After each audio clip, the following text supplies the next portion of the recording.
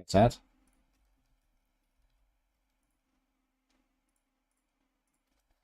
Alright, welcome to this game.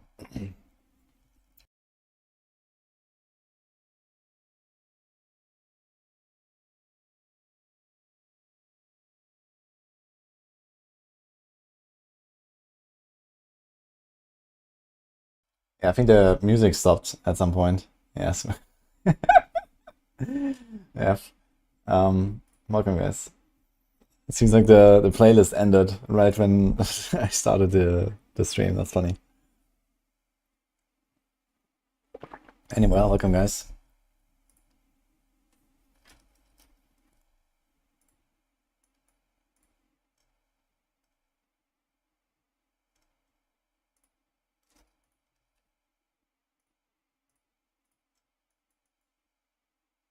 You guys want to see some funny stuff? For example, this.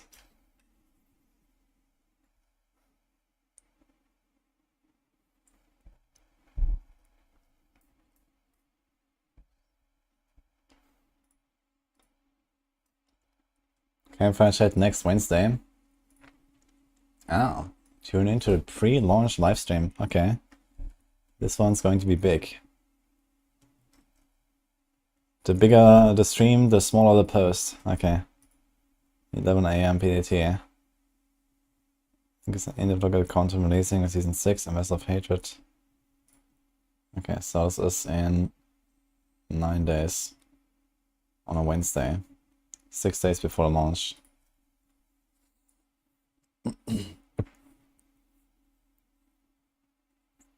Associate Community Director Adam Fletcher hosts alongside a rotating cast of developers from the team. Okay. Alright.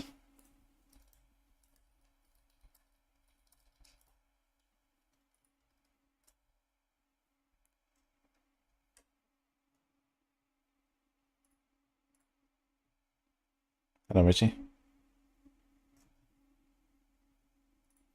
Good to know.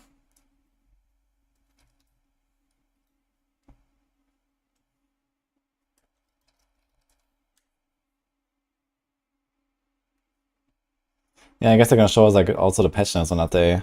Like usually you have the patch notes on the same day, right? It'll be very nice if you get the patch notes at that point. Okay, so what do I actually have left to check out here? Think about it. I've not tried to make like a storm feather build yet. We have a saw build that has the spirit feathers, right? Yeah, do we calling feathers? Folk introductions increased. This setup seems like way too tanky, I think. Redirected thorns, unyielding hits.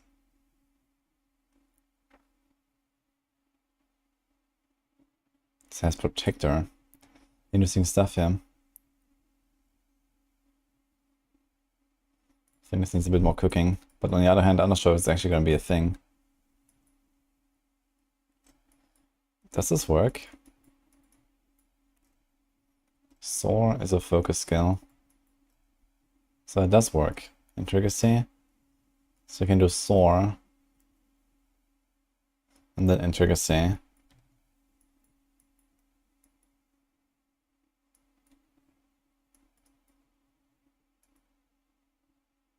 It's probably like how you'd rather do this.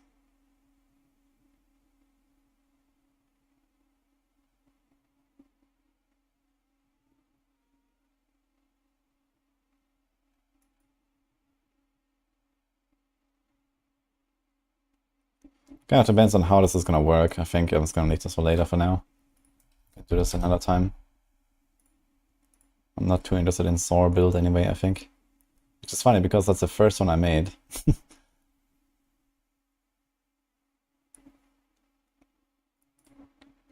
I'll check this one out again. Rake.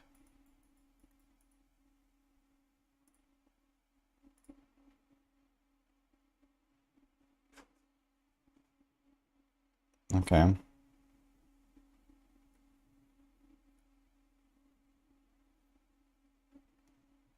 Seems pretty straightforward. We just had to figure out a way to resolve resources, which is kind of easy to do just by doing this. This is double Jaguar. What is the thing here? 77% chance to extra hit.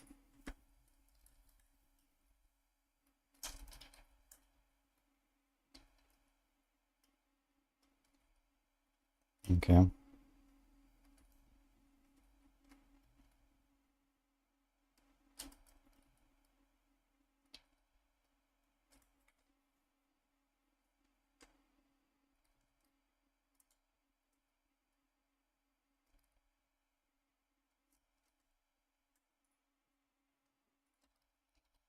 I think we do this, yeah.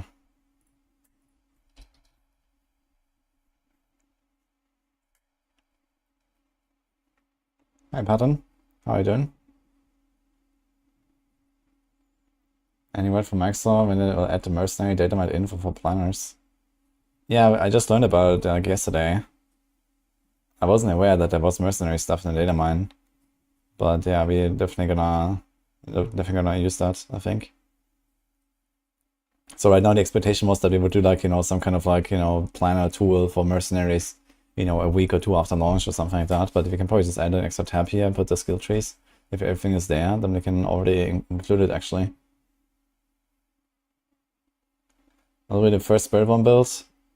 And we're gonna start probably with Quill Volley or with Stinger. So one of those two builds is gonna be what I will be racing world first with.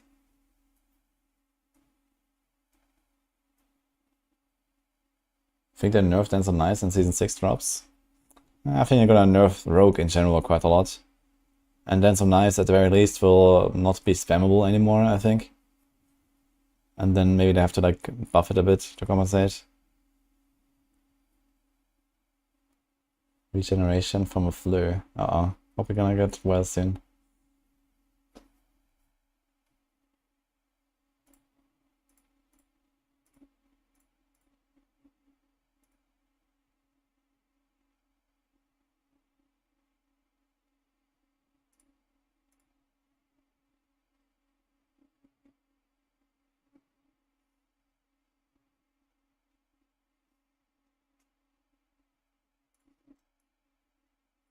Okay, this build is kind of fine. And I think I'll just leave it where it is right now.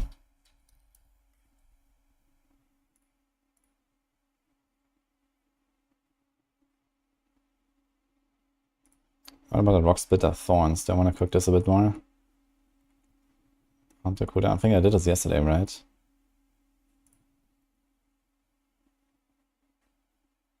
Doesn't even have mythic items. No chest, no helm. It's a basic attack build, we can't go for the ring. So there's actually no mythic version of this build. We just spam attack speed, a bunch of thorns, and go.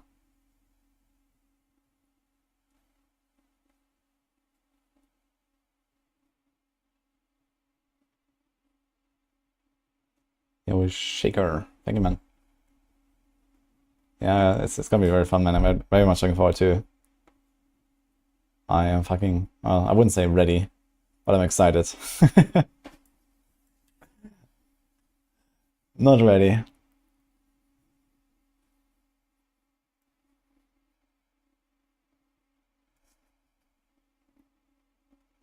Kinda wanna play Throne before D4.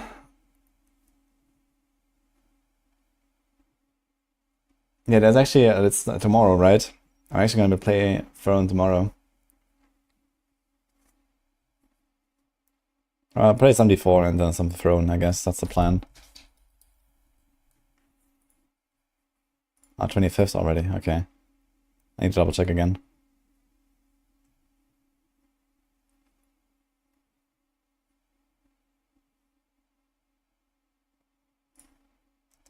I wanna see again if we can do something better with this build here. The Razor Wings build, but I'm not really sure if that's gonna be a thing. And honestly, I think Razor Wings will be the most fun if you go for the spiral stuff, because that's gonna feel like a Hammerton. And closer to like the crazy stuff I was doing on the PTR. That was fun. But yeah. So this is Harmony. Razor Wings. Charge cooldown 10 seconds.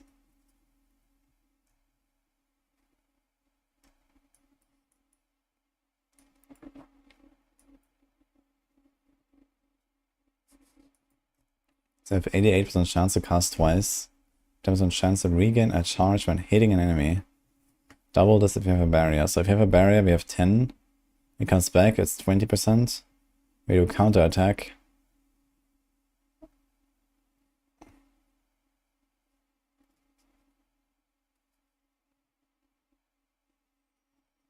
Maybe instead of Harmony, we should go Loyalty, actually, as realized. And then we have like really high uptime on counter attack. So if they come, if they bounce off again one more time, there will be 40% chance to give me a charge back. And I have 88% chance to cast twice. So how's that looking actually? There's a 75% chance to get a charge back. That's not that terrible.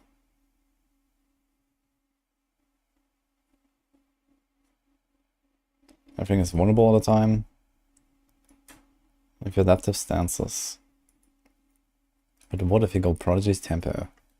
That's another option. Maybe 3 consecutive casts, yeah. Reduces all skill cooldowns by 10%. So I can just do like Razor Wing spam, ding ding ding. Proc Prodigies. Keep Harmony. We don't go Loyalty Helm. I mean, it's an option. I think that could be very fun to do. I think there's a Prodigy's build. Could even try to add some extra points there. Armored Hide or counter attack.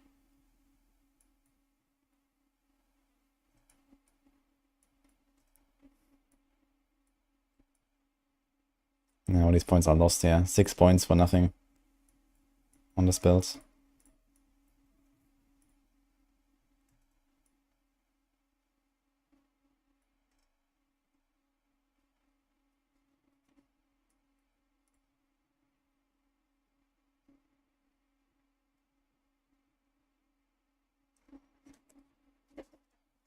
Interdiction on the neck. Yeah, right now I'm not sure if like blockchains will actually go over 100 or not. Or how strong redirected force will be. Also Tyrius might. Razor Wing charges, Razor Wing charges. Does it say? It says 1 charge cooldown is 10 seconds. So this means you get 1 charge back at a time whenever Prodigy's Tempo procs, I guess. Whereas on Seeker you get 3.25 charges. So you don't get more charges back. Is there anything like that? No. No. Okay. Hey, Sith Bishop. I think they changed the 1 week promise of patience to 1 work week. I think it's just kind of like depending on how little things land. Like, you know, they have like, you know, incredible size of patch nodes and they have to like also coordinate the localization of them and whatever. And the devs that are going to be on the stream. So this could be why, I guess.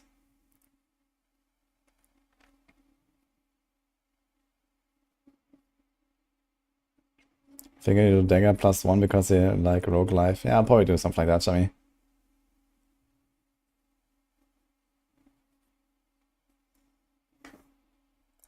Is October 8th yet? Not yet, man. Not yet.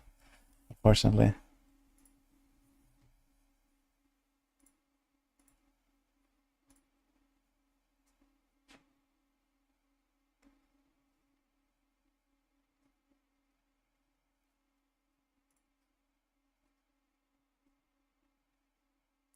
Do I not have... I don't have unyielding hits on this build actually, I just realized. Which we might just put here, to be honest. Since we have Harmony. We spam. We have a lot of red skills here. Like loyalties would actually be very good for all these cooldowns. Counter attack. Last 3 seconds per cast. Is there something like counter attack charges? There is 6 counter attack charges. It's kind of funny. 1 charge needs 20 seconds, man. Holy dude.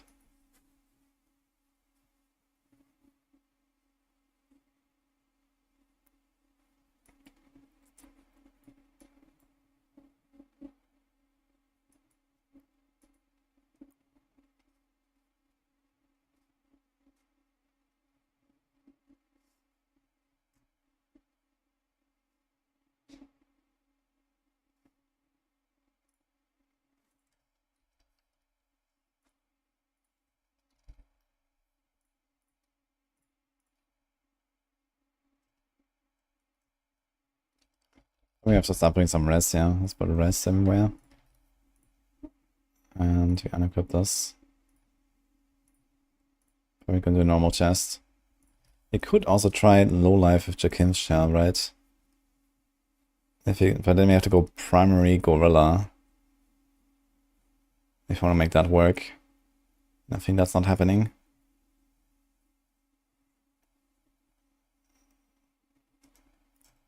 It's not gonna be tanky enough, I suppose. You also don't spend any resources to actually use the Kim Shell, so that doesn't work. Man, it's really tough. I wonder how this is supposed to go with the Razor Wings. And the thing is that the aspect that works for Razor Wings is only defensive power and not really mandatory, I'd say.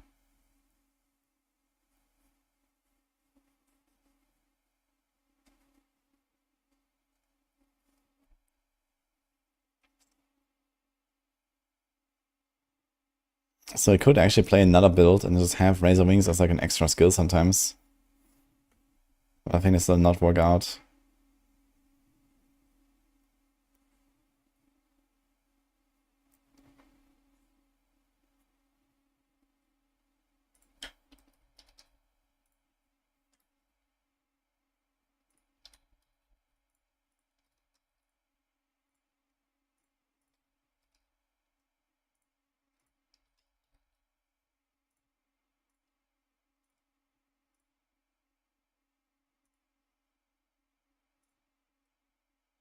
What do you have here actually? Jaguar damage. This is something for Razor Wings. Nothing for Razor Wings to temper. Interesting. It's like no utility. Just have stun. I mean, sure, I guess. Get a phrase. Mobilize. Slow. Matching claw charges. I have that here, which you won't really need now. It's something like focus skill. There's focus cooldown reduction, which would help slightly.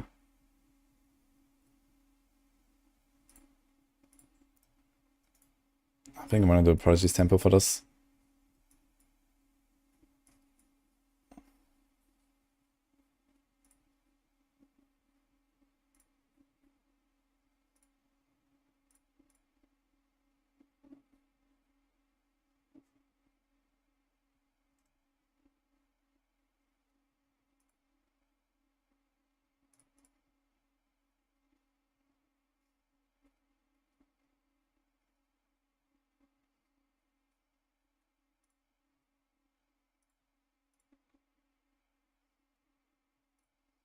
I can put another power here. So what is there? Casting a focus skill recalls all nearby feathers. So you could also do the feather stuff.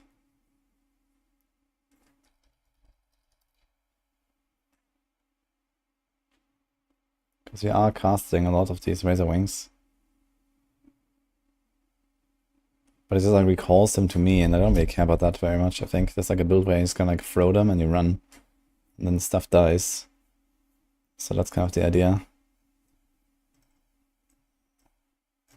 So there could be one funny thing, which is Fell Soothsayer. You have relatively high damage per hit on this build, I think.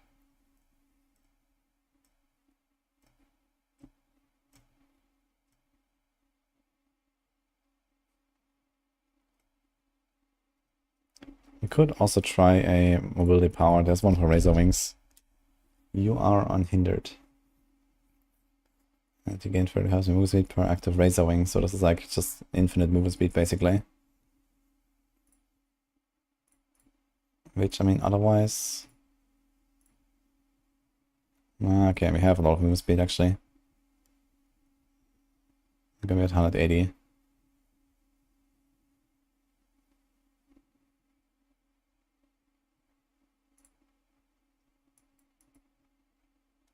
Yeah, I think we have to go intricacy here.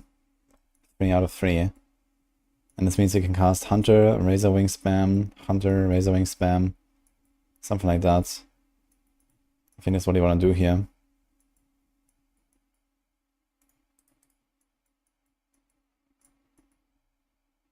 They're also unstoppable, which is nice. Do you have that here?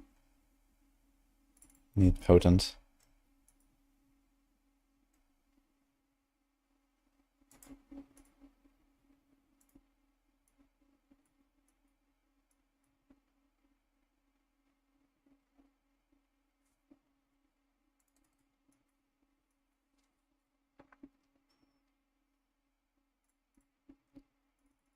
I don't have Perseverance for some reason.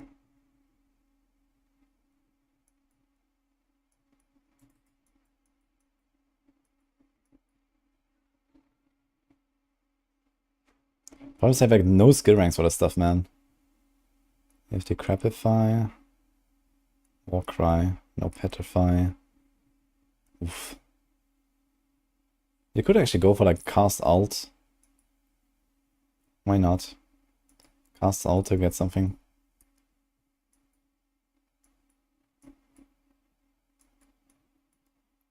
Yeah, I need one more point there.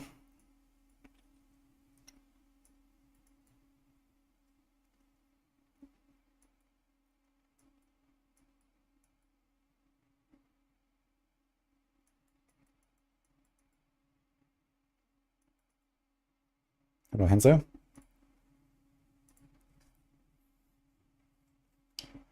You bought the base game and you're loving it. Would I recommend the upcoming expansion? Yeah, the expansion is gonna greatly improve the game. It's gonna be very good. A lot of people are looking forward to it.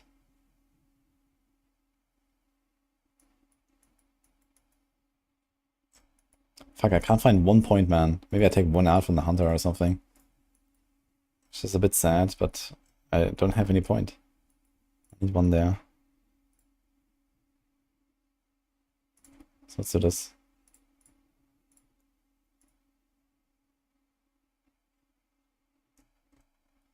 Okay, I think the setup is actually gonna be pretty fun.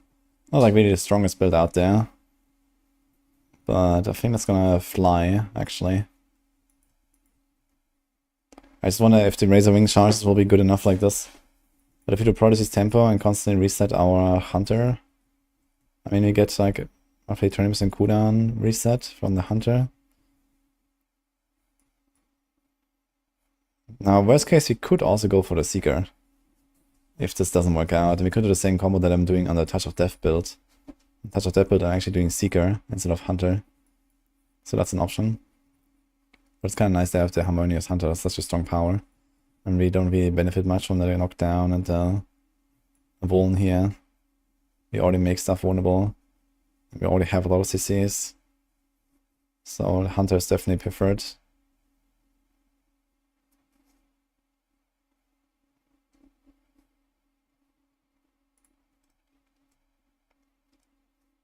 Okay, we'll see. Still have 2 powers here, 2 times the same. I'll start Spiritborn this season.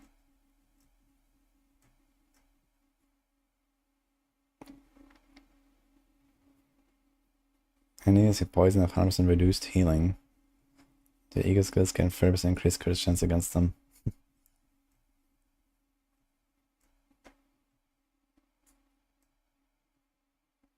I mean, you can just do something like Edge Masters and that's it.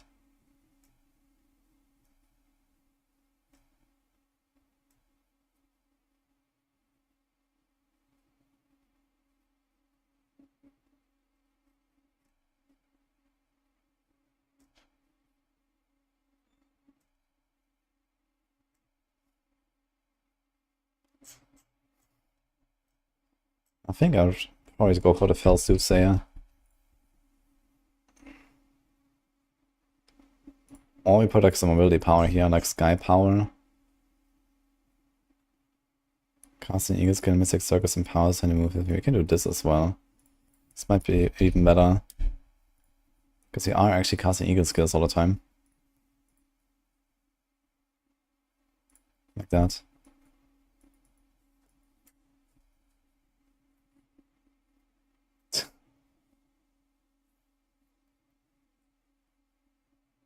This is a bug, Dronix. They're gonna fix that. Yeah, on the PTR you had to put like 1 point into a passive to then benefit from the +1 from the chest. But that's just a bug.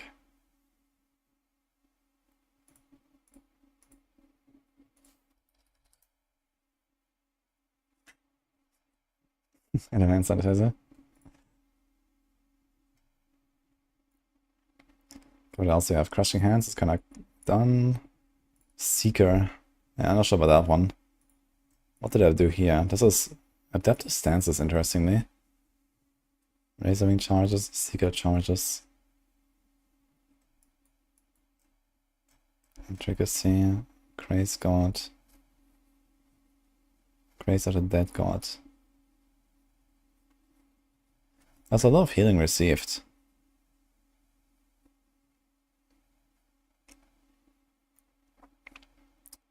I wonder if like a build like the Razor Wings build here would actually run this. It's a lot of defense.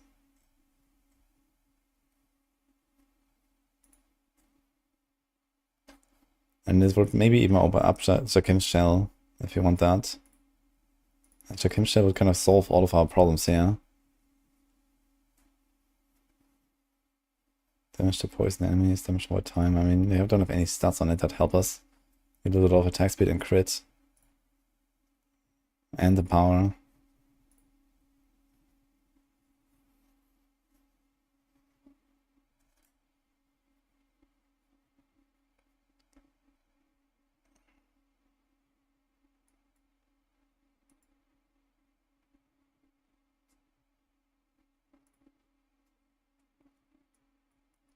And there's one thing I could do here actually, which is the runes. So we have cast skill for cooldown. And then there's the ultimate cooldown. Reduce the active ultimate cooldown by 4 seconds. That costs 200 offering. So if that works with Intricacy, it should. Then we can get our cooldown back really fast. On the Hunter, so this is like a plan B here, I guess.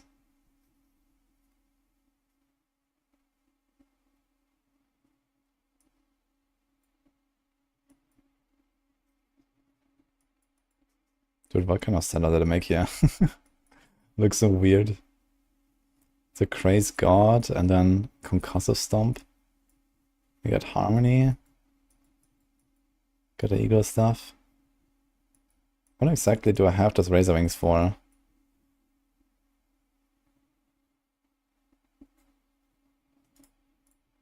Guess you can do this, and you could also do Prodigies if you wanted. Just have something to spam in between, and then this would actually look very similar to the Razor Wings build I just made. Oh, it's a low life build actually. With Barrier,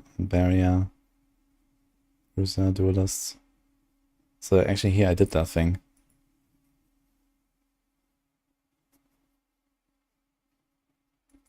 I just need to get some healing somehow.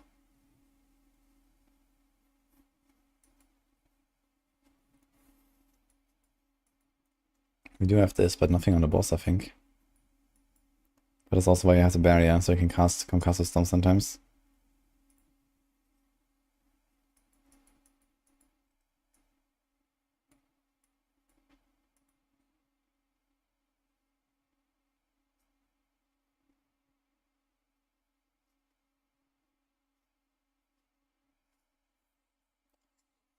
Yo, Rule, thanks man. What do you think about this squish those damn stupid numbers? Yeah, that will squish something, I guess. I mean, some stuff was just kind of like ridiculous on the PTR, like especially glyphs, I think, they were just really too much. So certainly like that, It's gonna change. It's also just a good way to like reduce the power creep a bit. And then we'll see what exactly they will do. I also think they're gonna nerf some builds individually, like the top builds. Probably gonna get the tuned down a bunch. We'll find out if they actually stat squish. What's that? Ah, this is a tweet about it. Yeah, this is we saw this earlier.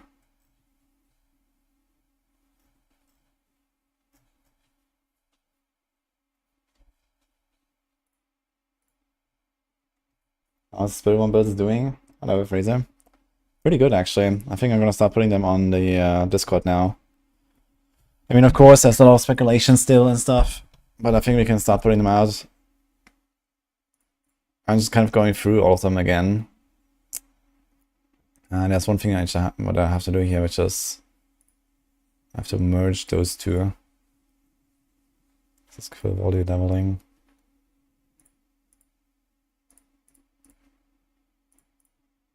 Okay, start off a cursed touch. Okay, let's see. So how do I merge the planners now?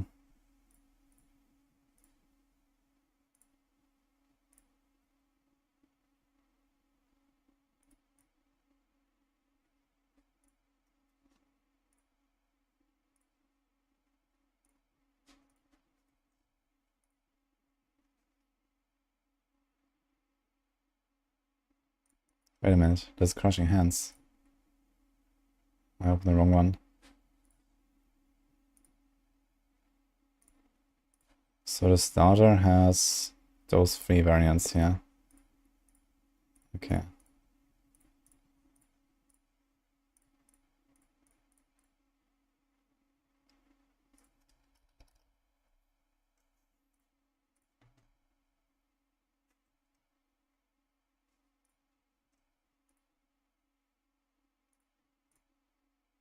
Something like this work. If I then open a new one, this is leveling.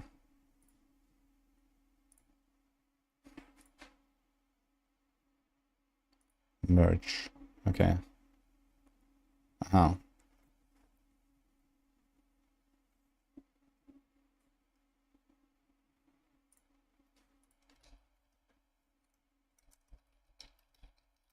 Just do this temporarily here. Let's see. Okay, so I have the maximum leveling thing. Leveling, T1 starter.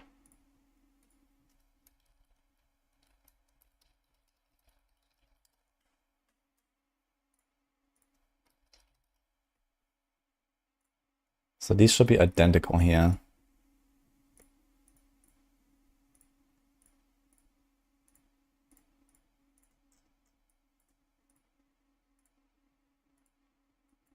What exactly, actually? How come?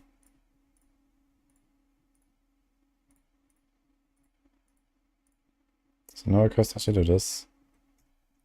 And here we have this. I mean, it might actually be okay with the resources going to Hunter anyway.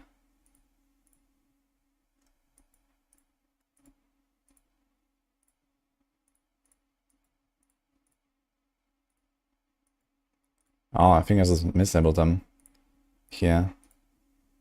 They are just, yeah, they have the wrong label. So I do this. Ugh. This one.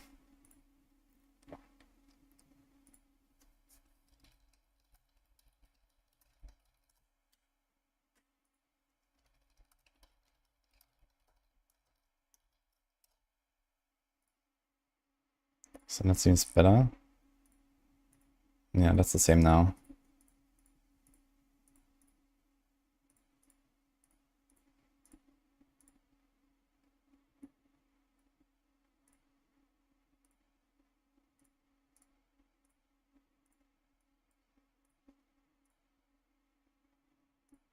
Let's copy these.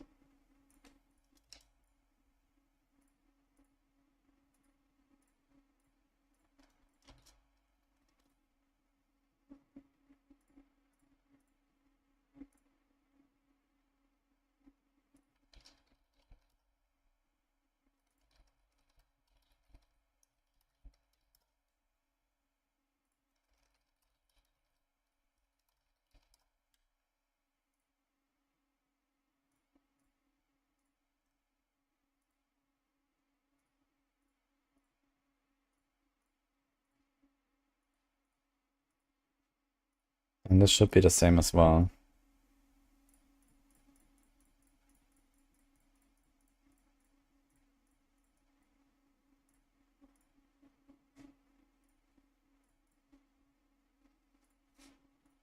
Okay.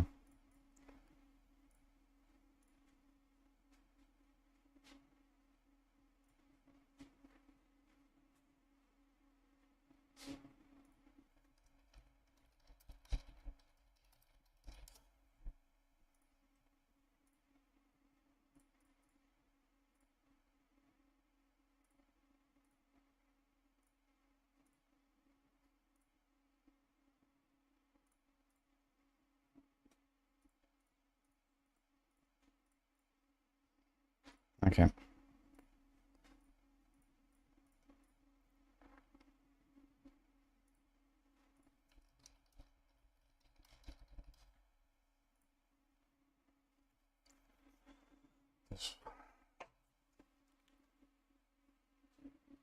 I wish there was more balance. I have more fun with different builds. I mean, for season 6, we're currently planning to put out something like, I think 60 or 70 endgame guides on max roll. I don't think that lack of build variety is a huge problem right now.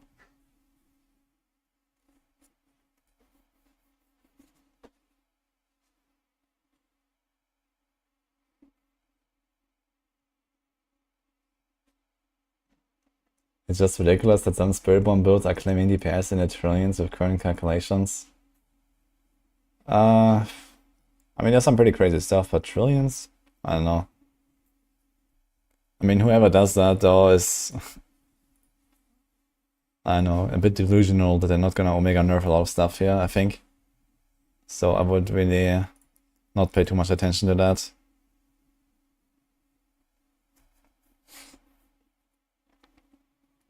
Want a fun challenge? Use ChatGPT to make a Spiritborn build and then try to beat T4 with it. I don't think that ChatGPT can do that, can it? Like, I don't know, I tried ChatGPT like a while ago, but I think it has no access to the internet and it doesn't have, like, you know, current knowledge and stuff. At least when I tried it. And so it doesn't even know Diablo 4, for example. But maybe it does these days, I don't know.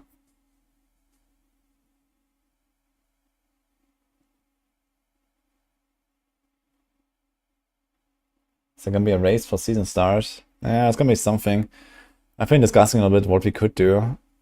I guess it depends on, like, you know, what is like a cool objective. I mean, what is the race, first of all? Yeah, there's probably gonna be an Uber Mephisto, but we don't know. The Citadel might be hard, but maybe not. You know, Paragons, no one gives a fuck. Like, what do we race for, exactly? So, I don't know, man. That's really the problem. It's hard to, like, make a race when you don't know what you even want to do. Or what people would want to watch, or what the blasters would like to race for.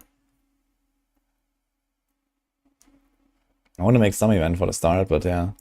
Right now, I mean, what kind of race are we talking about? 1 to 60? I mean, that's not really a race. That's like a 2 or 3 hour thing.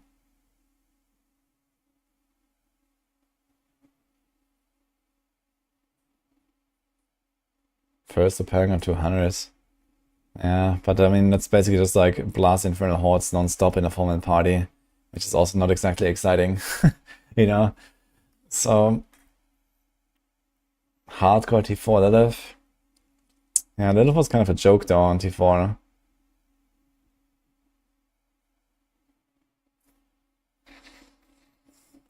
If you get a plus variant of ChatGPT, it has knowledge of T4 and access to internet. Interesting, okay.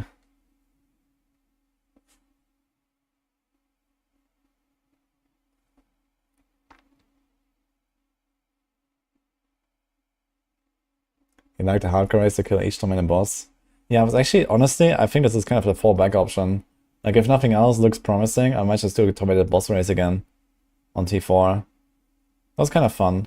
And the thing is that, especially if they, like, you know, actually make T4 way harder and stuff like that, this could be like an interesting goal. You know, this is gonna be something where you probably have to actually invest, like, you know, 20, 30 plus hours or so to even get there. and then also fight and defeat the bosses. And I think that would be a cool race. So maybe I'll actually do T4 tormented bosses, honestly.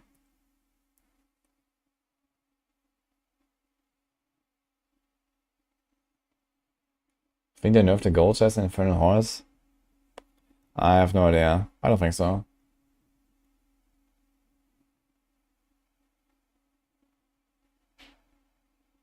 You clapped T4 Lilith before they even enabled the cheat window. Yeah, Lilith was kind of undertuned, I feel. I hope that if they bring like Uber Mephisto or something like that, or Inarius, or whatever, that they're gonna be a bit more like the old Lilith and not like new Lilith.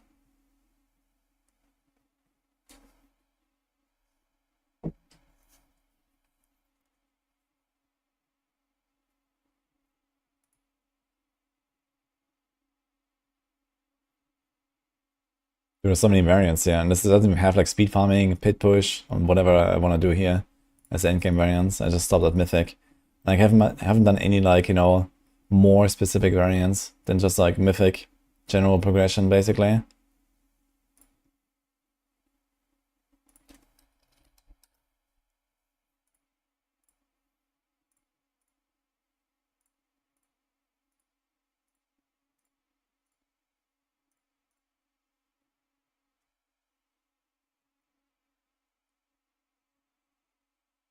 Yeah, spend time to get the 5 cliffs to max level. It doesn't take much time. It mostly needs a very, very powerful build, so you can get to pit 100 or close to pit 100 at least. And I mean, with PTR scaling, I guess you could probably do it in like 30 hours from season start. And like including the entire progression, you know, from level 1 260 to Paragon 200 plus to, you know, getting a build ready for pit 100. Some builds that had like a lot of power, they could get to pit 100 relatively early, I guess.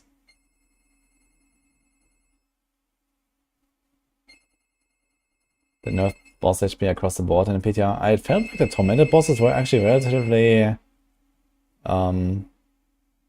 tanky. So when I tried the tormented bosses, okay, once I had like a pit 100 set up, sure, I blasted them, right? But at that point, you would expect anything to just die, right? I mean, it's still only pit 65 torment difficulty, torment 4. So there's still 35 tiers. It's like a times 1,000 or something. So times 3,000 actually. Is the hardcore achievement doable without the renounce skills and Paragon points? Which hardcore achievement?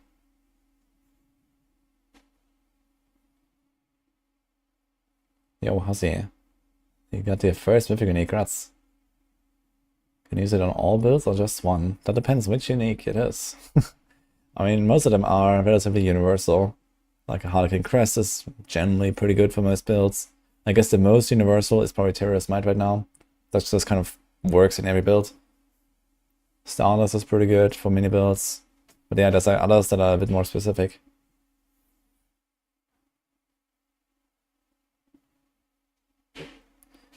Yeah, if you do like a tormented boss race, especially in hardcore, it's gonna be very interesting because Andariel is fucking nuts.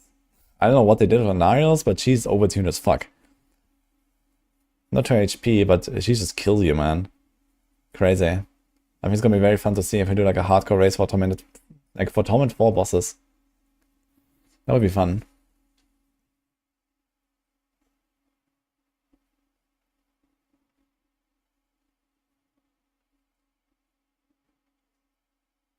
Yeah, Graz Hazi. It's a good one.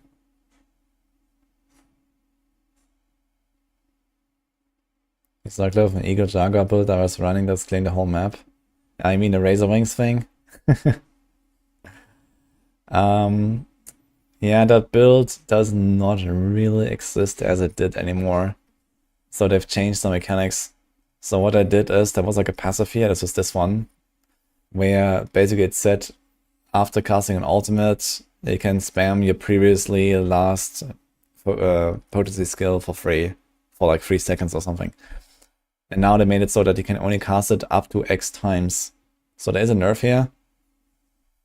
And also they made, they changed the skill itself here, the Razor Wings. So this used to cast 3 at once.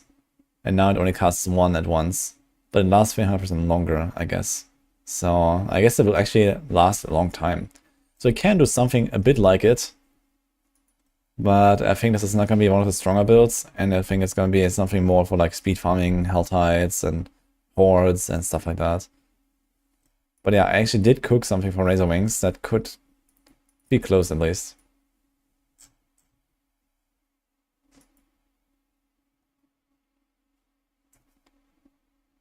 Why are you talking about it now? What do you mean, Rods?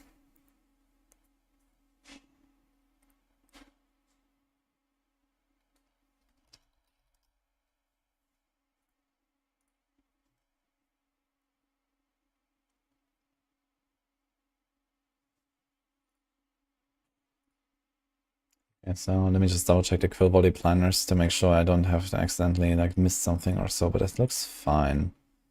Quill body leveling. This looks fine, so I'm going to delete this one.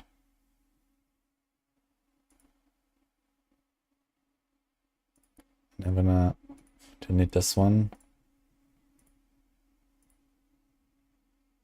I'm going to delete this one. Okay.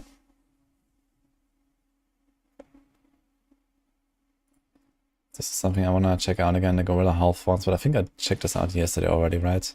There's like a rake, crushing hand. Okay. What's that? Gain toxic skin, passive effect. Yeah, I just realized the problem we have. Wait a minute.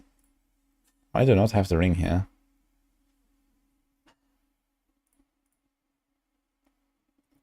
Because you put wild claws.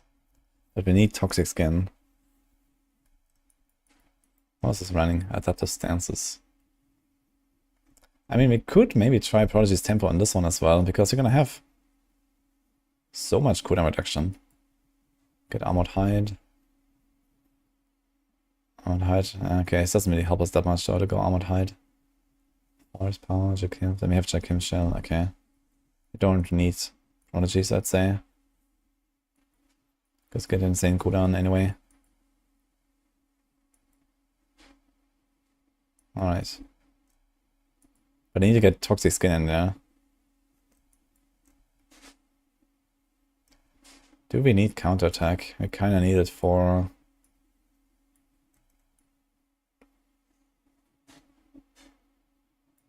Is it this one? Increase thorns damage equal to 100% of your dodge bonus. Okay. So I need counterattack. We kinda need Hunter. I wonder if we need Armored Hide. But it's 20 DR, 100% block. Relatively decent uptime. Gives us resolve all the time. So I think what we actually want is we want to remove Rock Splitter. Is there a reason to run this? Increase your thorns by 20% damage. I mean, this is actually a weapon damage thorns buff. This is not a 20% thorns multiplier. I get a block chance there, but okay, what about we do this? I think that's actually how this would be played. Now, do we get any vigor? 6 vigor per second. How many ferocity stacks do we have? Not much, because we would go double loyalty.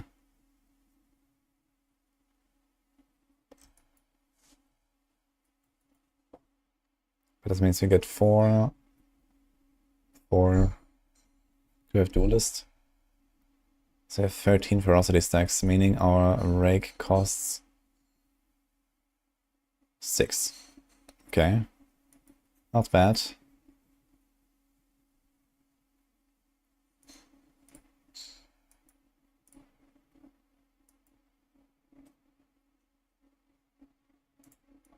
Can you take this out? Do we want to activate Toxic Skin as a question?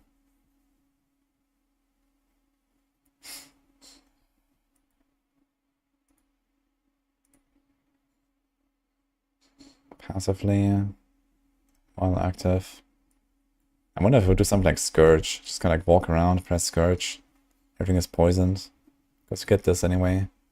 Or even touch of death. Maybe just cast a touch of death from time to time. Which also heals us.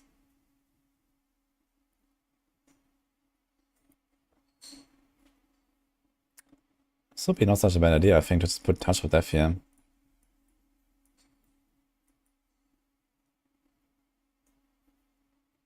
And it's gonna like casually burst all the time. I also have intricacy here. I'm not sure if I need that very much. Because he mostly just want to spam it. Crushing Hand.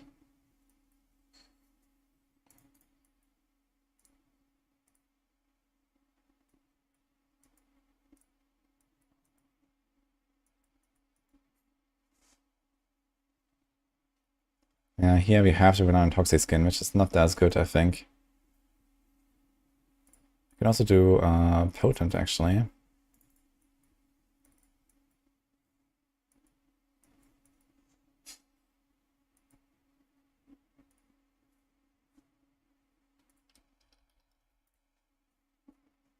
Rake, Rock Splitter. Let's go double Rake here.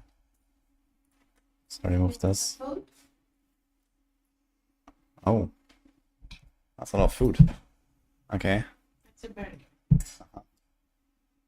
Thank you. Very special one. A very special one. Okay, guys. Alright. Thank you. This is a thorns build right now that you're looking at, actually. I actually have 2 versions of thorns right now. Well, technically 3 if you look at the 2 different planners and this one planner, but it's the same build, just with a different core skill. But I have one Rock Splitter, where you just spam Rock Splitter with thorns with Sep and Zontag. That sounds kind of interesting. And we have one with, this is the Gorilla Hall thorns build. So Gorilla Hall can do thorns.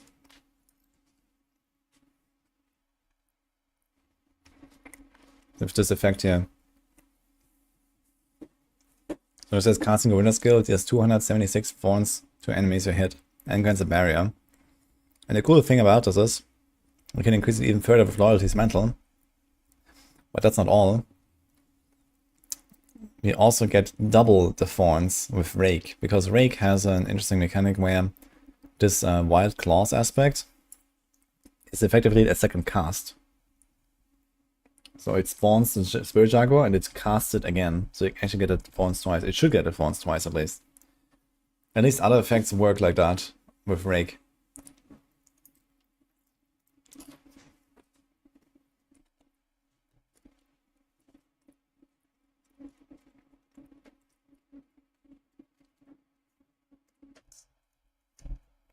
Mm-hmm.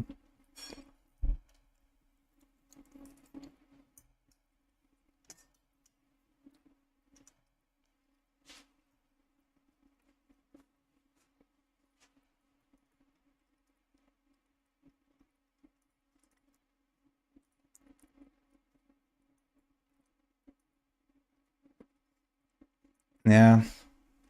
This is also going to feel kind of comfy. Can we fit in Wound Drinker anyway? How about we just use Wound Drinker? Even on the Rake version. What do we have to give up? When you dodge or block an attack, you trigger 160 thorns against the attacker. It is kind of nice, especially if you mostly run around with like 100% block or 100% dodge. So you kind of need to have this, I think.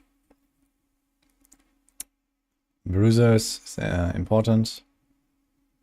Needle Flare is important. And Plane's Power. Yeah. There's no space. Unless Plane's Power is just going to become useless.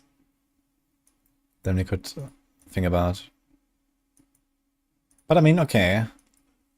We still basically get double damage anyway, right? Because I think Crushing Hand will not have this double damage effect. Even though it creates 2 attacks.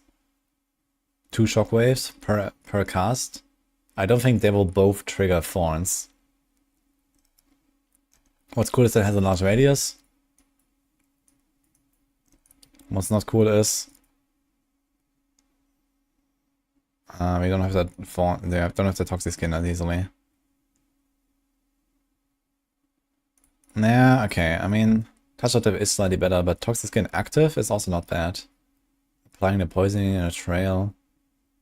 which you can't do on a Crushing Hand version, so it might be okay. Maybe it's okay either way. And wouldn't even spend this. So maybe what you would do is you would just do the same thing. Or just do like a mild respec if you do like, for example, speed farming. You just go for this. There's also a lot of healing.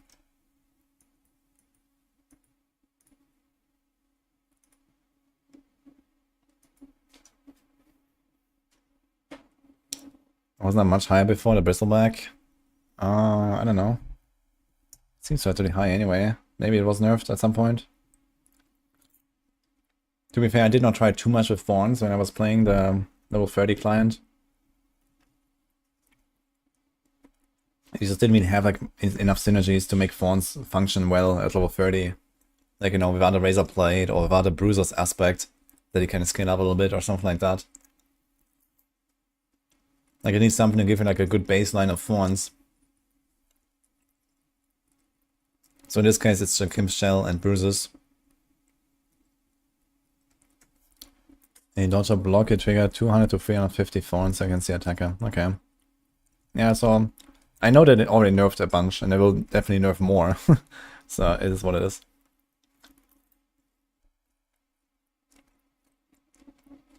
But yeah, either way, I mean, we could get away without Bristleback and just say, okay, we only do active thorns. If you care more about, let's say, single target damage, then this is probably the one I would remove. And then you would just like walk into a pack and you just like, you know, swipe. But yeah, I mean, a lot of enemies will hit you relatively frequently, right? You just walk into a pack and you have passive thorns and stuff dies. I mean, if you play a thorns build and you don't even do passive thorns, then why do you play a thorns build?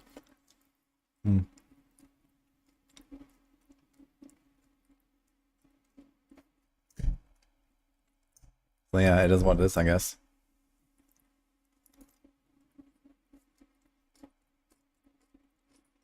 It's going to be very fun to try this though.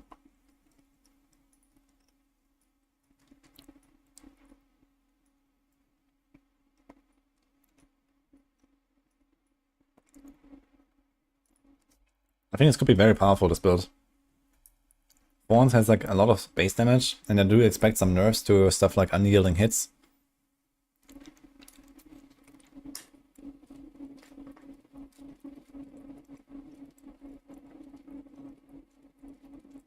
I assume 2.6 attacks per second and 170 attack speed bonus using a quarter staff. 77% chance to cast twice. Yep. Oh, actually here I have the primary Gorilla Hall potency. Actually, let's do some math on this. I'm not 100% sure.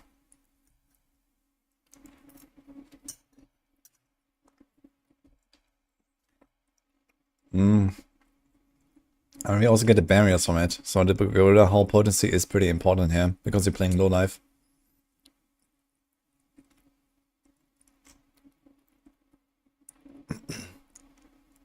Okay, let's say we only have Loyalty Helm, it's 100% potency. So we have 200% Thorns, and then we have 77 cast twice. It's 3.54. Yeah, I think in this case you go for the Gorilla Hall potency, actually. Because if you add them together, that's 100 plus 175 plus 100.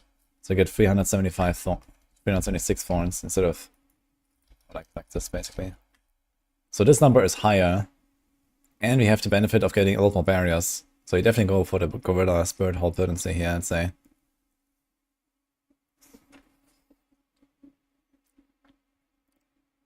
$77 chance to cast twice as per cost second attack. You can make 7.2 times per second. Yeah, even after I all the attack speed already. How much attack speed do we have right now? 51. Yeah, the thing is that we don't know if Ferocity goes into cap 1 or cap 2. There's also the mercenary stuff. We don't know if this goes into cap 1 or cap 2. So calculating anything with attack speed breakpoints right now is kind of futile, I think. You can min-max that a little bit later, I guess. Hey, Ukraine, thank you. Wish it 6 months.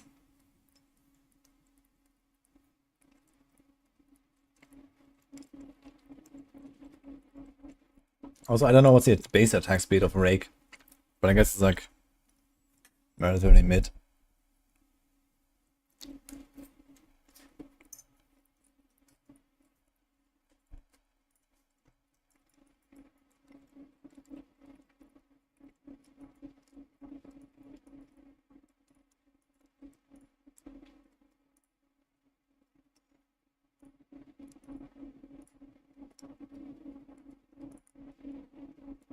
I'm actually very excited to try this build.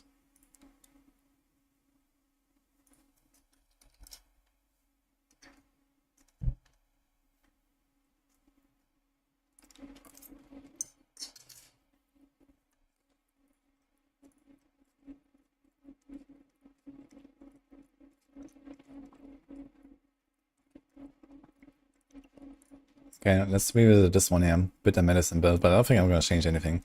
I mean, it's like a kind of like concept. Anyway, we'll see if this actually works out.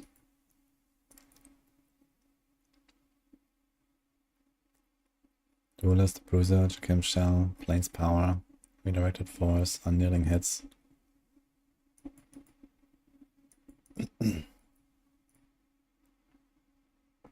Okay. Air of Perdition is the only mythic helm I ever put on any of the Spiritborn builds, I think. Which is kind of funny.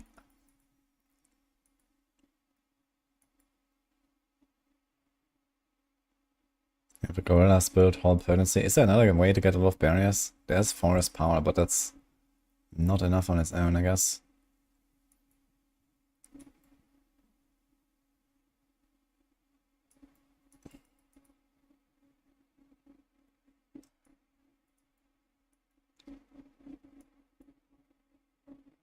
Okay. This looks fine.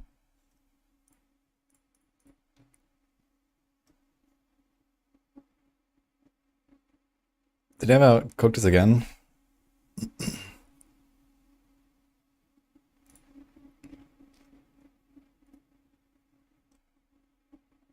Yeah, I mean, we have to do some work again on this one here. I'll put this out. What else do we have? Stinger is fine. The rogue stuff is fine. Crushing Hands is fine. Basic attacks, I haven't done anything really besides the rock spitter. Okay, that's actually all the builds I made. So I haven't done a payback build yet. That's still something that's on the list. And there's actually multiple versions of doing that. And I'm not sure what I should go for.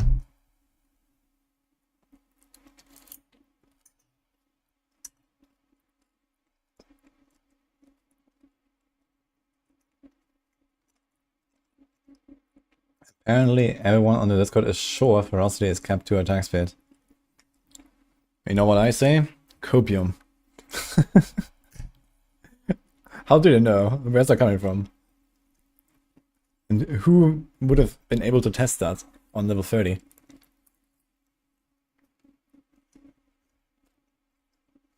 I mean, it makes sense if it's capped to. But we don't talk about logic here. There is no logic with attack speed caps in Diablo 4.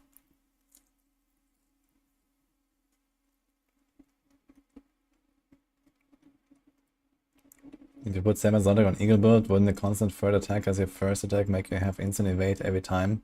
Yes. But I mean, just evading is not exactly a huge benefit.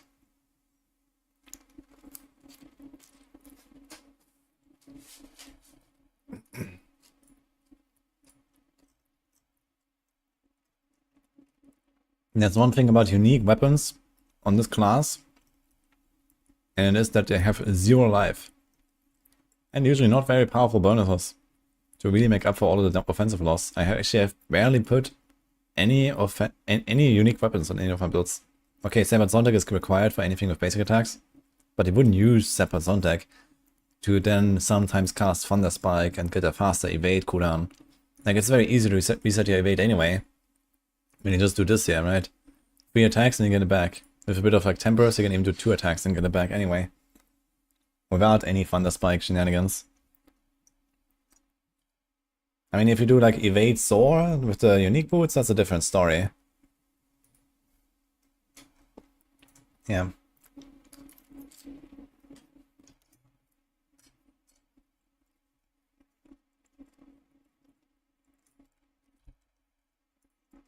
I'm sure that everyone on Discord is also certain that this is gonna stay in the game, right? Right?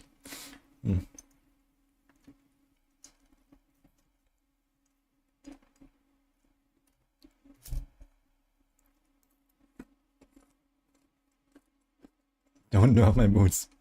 I'm not saying anything. I'm not.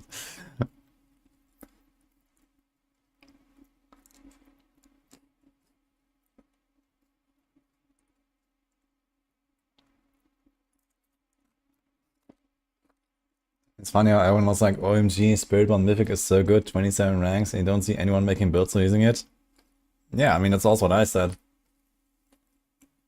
I think the Mythic is extremely overrated. I mean, okay, I can see builds around it. And of course there will be like, some adjustments to his weapon, because they can't keep this in the game, for example. Because this leaves you with infinite damage reduction. And I mean, like, all these skill ranks is relatively strong. But yeah, I mean, look at what you give up. You give up a power, you give up a temper. A power and a temper is probably, we're talking about like quadruple damage or something in most builds. Or maybe more, you know? And then what are you gonna do with your skill ranks, yeah? When you lose quadruple damage. And then you get an effect that barely any build in this entire class can even use. Like, which build even can use this effect to any success? I mean, obviously this is only to kill bosses. But okay, let's say you have a build that doesn't struggle to get to the boss. And then you have an easy time against the boss. But there's not many builds that can even use this effect. You can do 2 hits per second, so you need very slow attack speed. You really need an ability that doesn't double hit or multi-hit. So Thrash is out. It doesn't work for dots. Thunder Spike, I mean, for all the basic attacks you need Sepasonic anyway, let's say. Okay, then we have the core skills. We have Crushing Hand, which double hits. And then 12 times hits every 3 casts. So you get 16 hits in 3 casts. So this one is fucking out. Then you have Quill Volley, that is out. Then you have Stinger, which is like, you know, half dot. So you kind of throw away a lot of its value, but it does single hit. Not exactly, actually. It does double hit with Rampant Stinger.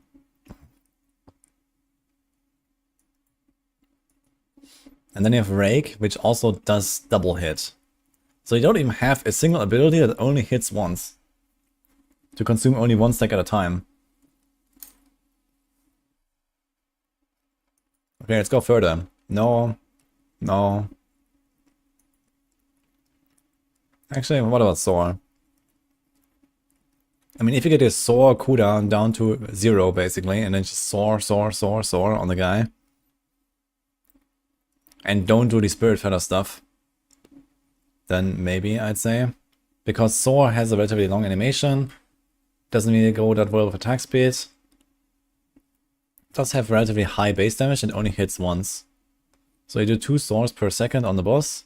Yeah, Soar would be a candidate here. No. No. No. Okay, there's Concussive Stomp. So you can do funny shit like reinforce Concussive Stomp. But it doesn't have that much base damage, and I'm not sure what there is for like weapon tempers for Concussive Stomp actually. Maybe this is the Concussive Stomp weapon. Then you have a no. There's Payback. Payback has relatively high base damage. And I think only has single hit. So this might be a Payback thing. But this would only work out if you get the cooldown very, very low. Because you can't do the core skill shenanigans with Route of Kapeleke if you have the Mythic. But what we could do is we go Jokinth angle, then we go a loyalty angle, and then we do this, and this, and then we get 60% cooldown there. Let's assume that the boots do not exist for cooldown. So 60% cooldown brings us down to 40% left. So 6 seconds. If you have cooldown cap, it will be 3.75 seconds. And then every second, it goes down by -3. So you'll be able to cast it, wait 1 second, cast it, wait 1 second, and so on. So Root actually allows to cast something else in between, do like a 1-to-1 combo, like one payback, one something else, one payback, one something else. With Jakim Shell. So this could be something. You have Razor Wings, which just doesn't really have that much base damage. And also you kind of want to cast it relatively fast. But it could be included here. Also kind of has the same synergies with the cooldown and stuff. Rushing Claw, Touch of Death, no. And then you have the alts. So I guess you can cast the Seeker, which actually has a lot of base damage. Maybe this is a Seeker build.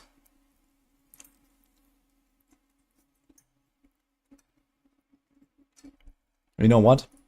This is how you do it. Watch out. You do Seeker charges. You can get a lot of them. Yeah, like this. And here. And then you do Seeker. And then you play a build that's just, you know, just kills everything. But can't kill the boss. And then you walk up to the boss, you trigger your Nesicam. And then you just like press Seeker 30 times in a row and kill the boss. Because the thing is, Seeker is very low, very slow animation and has very high base damage. So that's exactly what you need for this.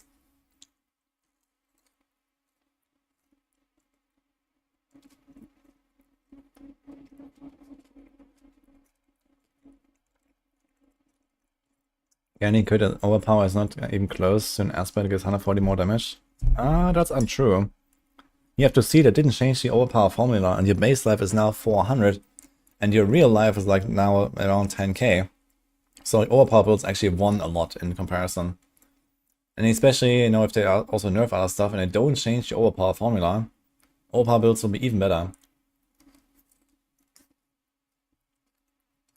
Sounds great, F-tier build login.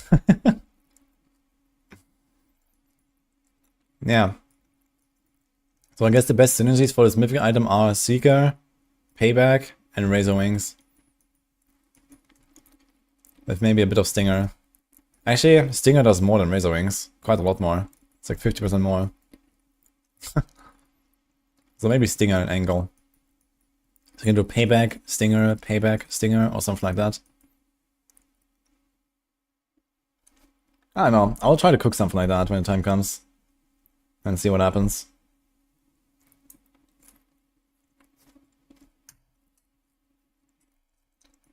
Prodigy, CDR. Yeah. Would we even play Prodigies though in a build like this? We wouldn't, because you have this shell. And the shell just gives you all the cooldowns that you want anyway. So what's the point of Prodigies? Unless I don't play low life. I mean, I did loyalties and shell because I was going for payback. But if you don't do that, then you could do some other stuff too. We don't have to play low life. But then you probably can't pay payback. Maybe it's just a Stinger spam build. Stinger doesn't have any like multi-hit shenanigans. It does have relatively high base damage per hit.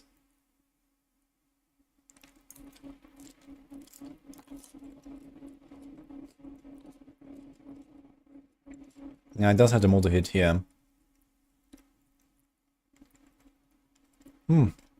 Okay, wait a minute. So I think this will actually not trigger when it's only one target, right? So it does 40% increase damage if it hits a single enemy. Instead of echoing to surrounding poison enemies, Stinger now draws them each. So if you hit the boss, there will be no surrounding enemies, and you will not draw from them, so you will not get a double hit. Unless the boss has ads, I guess. So it's pretty fine, actually. Hello, Gingerbread. How would you farm Distilled Fear in the current season? You get it from Nightmare Dungeons. Just farm T100.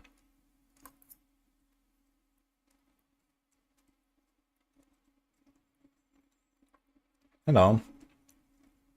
You're level 60, just finished campaign, went to tier 3. What to do next? You want to do the second capstone to go to world tier 4? In order to do that, try to get some sacred items that have, you know, some higher stats than whatever you have right now. And then once you're in world tier 4, you're basically able to start farming endgame stuff. So you can start farming ancestral items, which is the last tier of items. And then they raise with item power a little bit. And then you can farm materials for bosses, you can farm those bosses to get unique items. Then you can start playing the pit in World Tier 4 after reaching 946. You can start doing Infernal Hordes. It's very valuable for materials.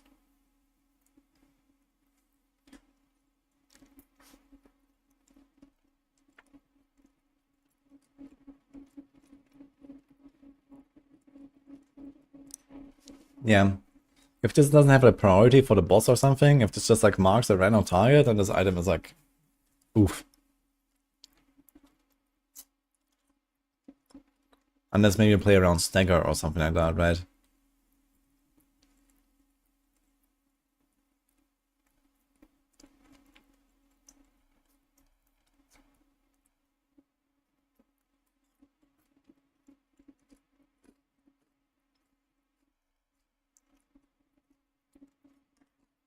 Yeah, anyway, I have no intention to use this item for now, so...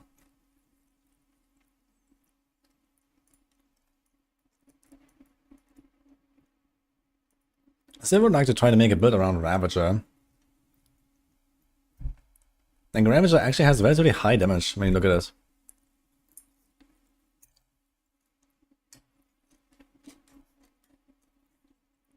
Cause each of your attacks to trigger an additional 40% damage per strike.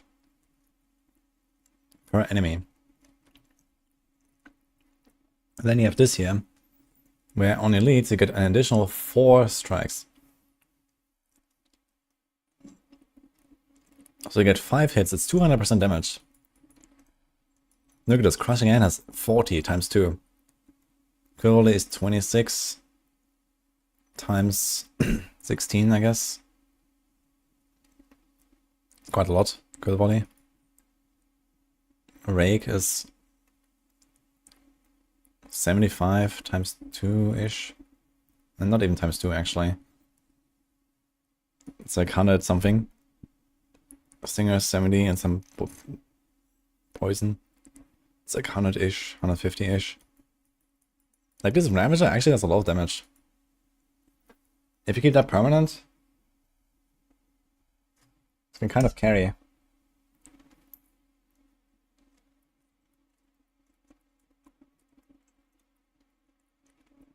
Yeah, Ravager is very powerful. When I played it, the difference was very noticeable when I had it active or not. Especially on boss, like, you would walk up to the boss, and then I tried it actually, like, I pressed Ravager, and then I waited, and didn't do Ravager, and then the boss was going down significantly slower. It's a pretty powerful skill. So basically the objective here would be to get, like, the fastest attacking skill that maybe has a bit of utility, and then permanent Ravager uptime, and there is, like, some ways to do that.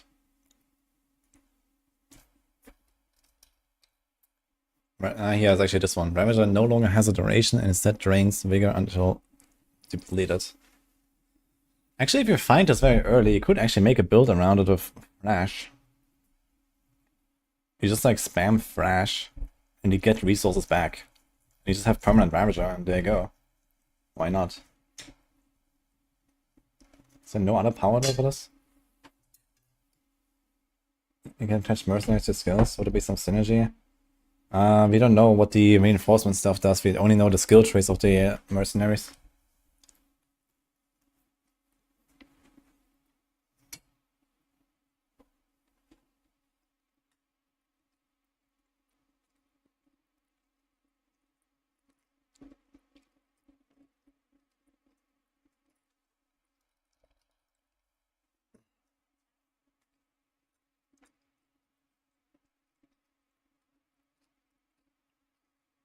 Okay, so casting Rushing Claw extends the duration of your active encounter skills.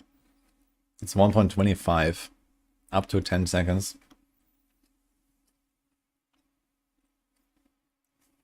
Honestly, I think if you find a Starving Ravager while leveling, it's going to be very good. It could be interesting. Just throw this in there. I mean, it might drain you a lot if you have a shitty roll. It doesn't drain that much when you have a good roll. But you can literally just play a basic attack build.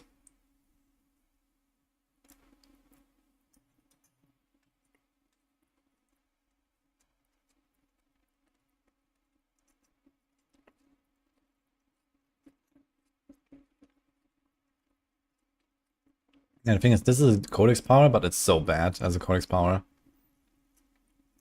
It's like almost unnoticeable.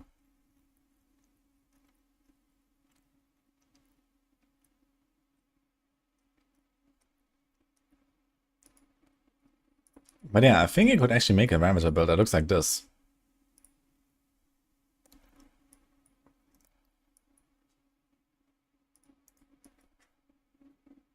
I don't know if I actually want a core skill.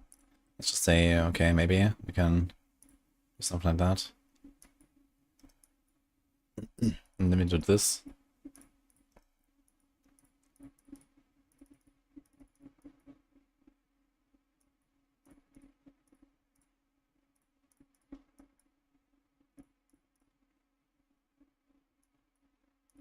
We also stack up the potent buff very fast like this, because you get lots of extra hits all the time. And I think the only condition for this to work out with Ravager would be to have like any life on hit.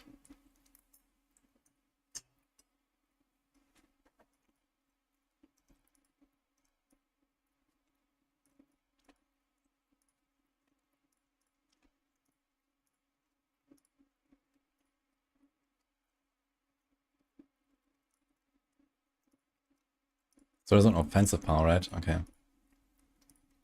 Starving. Drains 5 vigor every second. I mean, that's not very much. Even if it's like 10, if it's like not a great roll or something, I think you can easily get away with that.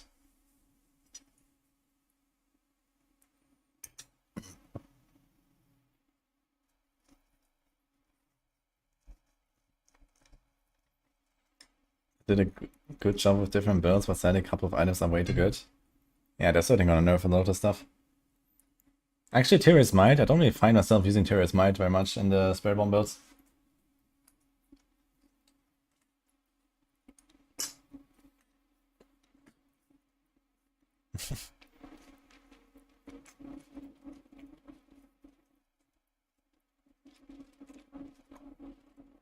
Okay, I will speak very clearly, guys.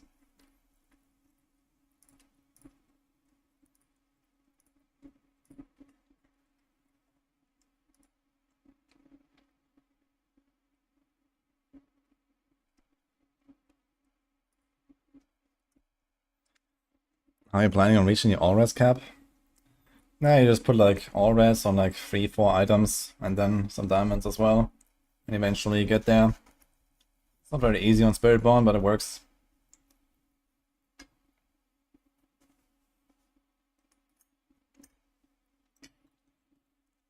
Or in some builds I did it with normal gems, not diamonds. Then anti-venom.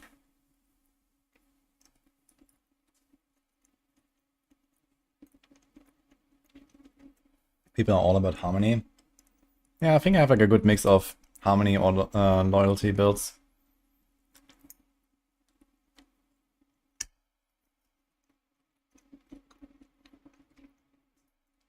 Always in 4 items or just 1 item to rule them all. Yeah, I mean, Tyrius Might is an easy solution, but it's not the best in slot for many builds, the way it looks right now.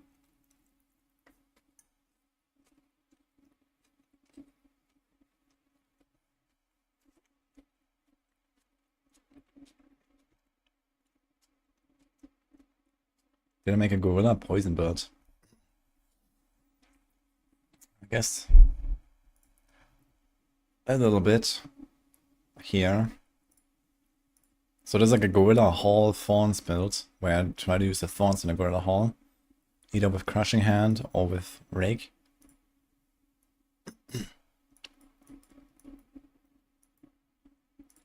There's a bit of poison in there because I mean thorns will always have poison because of the toxic skin here. Like you always need to have this effect on a thorns build basically. There will always be some poison.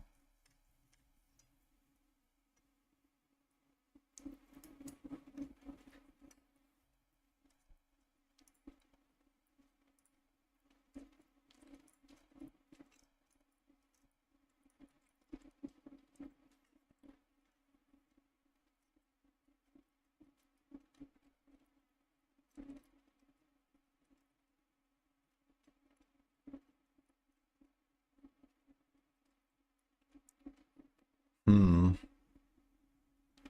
wonder if this would be like a vital strikes angle. Because we get like insane resources here.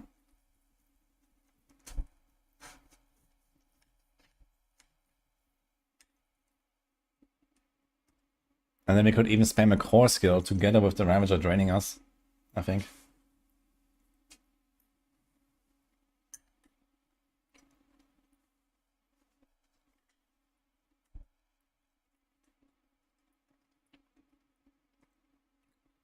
Everyone watching the race world first, and wow, it's always fun to watch. But personally, I haven't really been able to tune in. I've just been writing guides.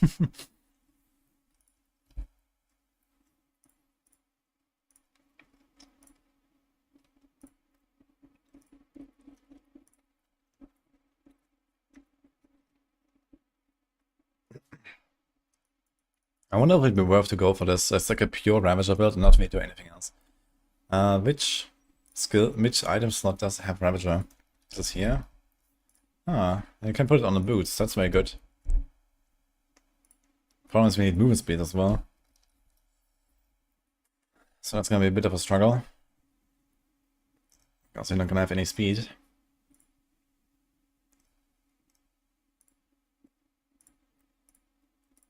But okay.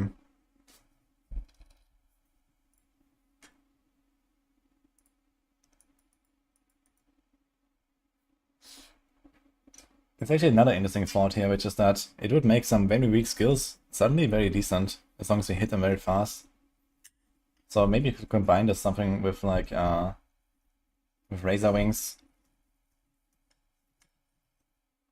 Just hit him once with a Razor Wing, and then the actual carry is the Ravager.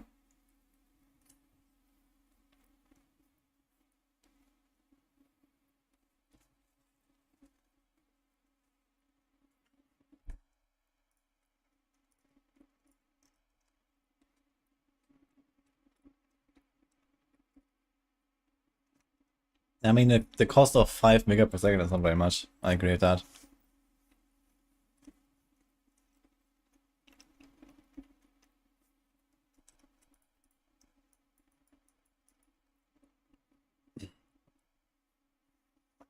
Ravager's duration is extended by 2 seconds per kill while active.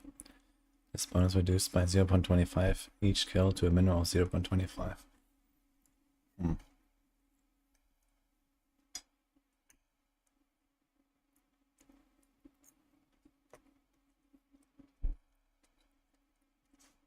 Can heal on Ravager is active. You can just keep perma 40 stacks. If you had like life per hit or something.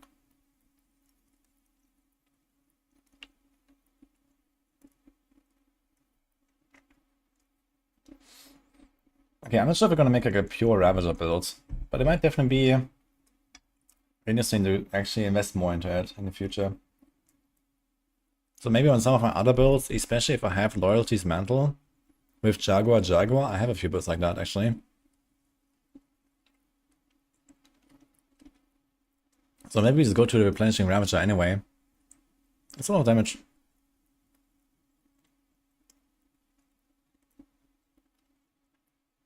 You give up the dash and the 30% regen. But yeah, with Loyalty, it's 60% cooldown reduction. That puts Ravager from 25 to 10. And lasts 6 without killing anything. So it does have very good uptime without anything else. Just Loyalty. If you have a good roll. Why not make a full Ravager build? Yeah, I'm just wondering if it would make sense to do that. You know, I mean, of course you can make a Ravager build and just like left click with Thrash. But do we care about doing that?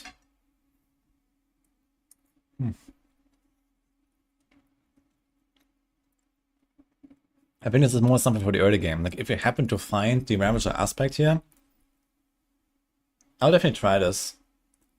You know, I think I'm gonna level a second Spiritborn at some point. I'm gonna imprint this thing and then just like left click my way through and see what happens. Could be fun. But yeah, in the late game, I mean, many builds actually have this Jaguar Loyalty combo that effectively gives you near permanent Ravager anyway. And you don't really have to give up anything for it.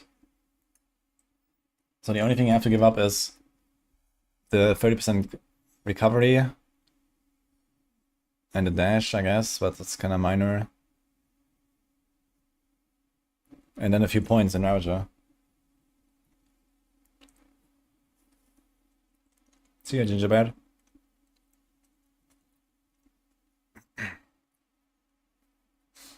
Going Gorilla first and second Centipede. And then Inevitable Fate.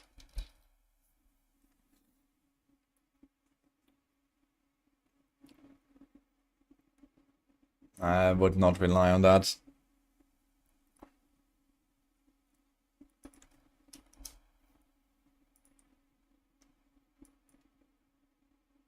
I think Midnight Sun will restore drained resource or only spent resource. Well, if you're asking about Rod of Capileke and something like Payback, I would say it works. What do you mean with drained? What is draining? I think the Merc's fist damage is scalable with your character.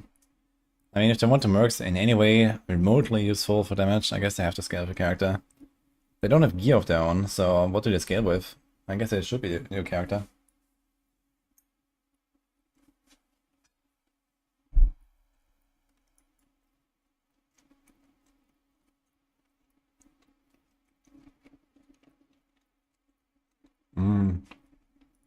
Okay, the drain from Ravager and then Midnight Sun. Okay, I see. I don't think this works.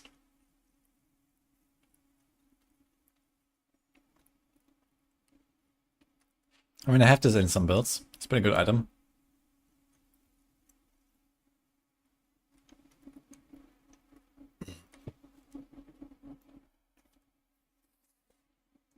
They have great gear, you can purchase new currency from special vendors.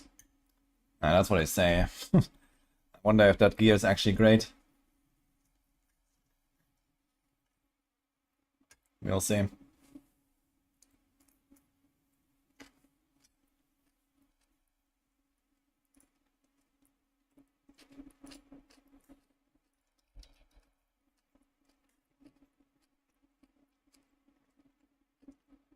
There's also this here, which is kind of nice. I mean, if even early game, right? Let's say you don't find this aspect, but you find this manual here, and you can just temper this on like 3 items. It's a utility. You do like 1, 1, 1, 1 here.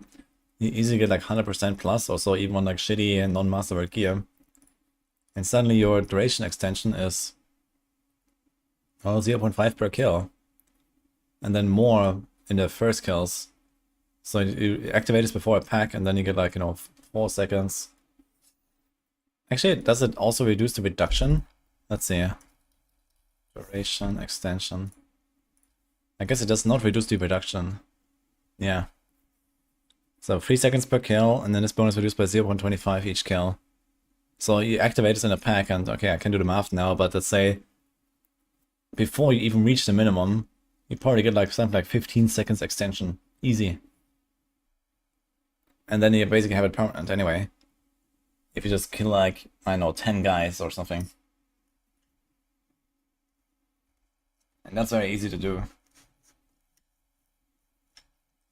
So I think this Ravager is actually a legit strat. If we find the recipe, I'll probably temper that.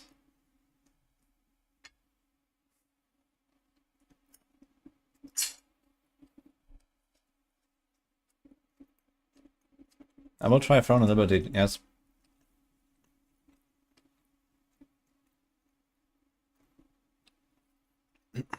Yeah, actually tomorrow, right? That's what we're gonna play.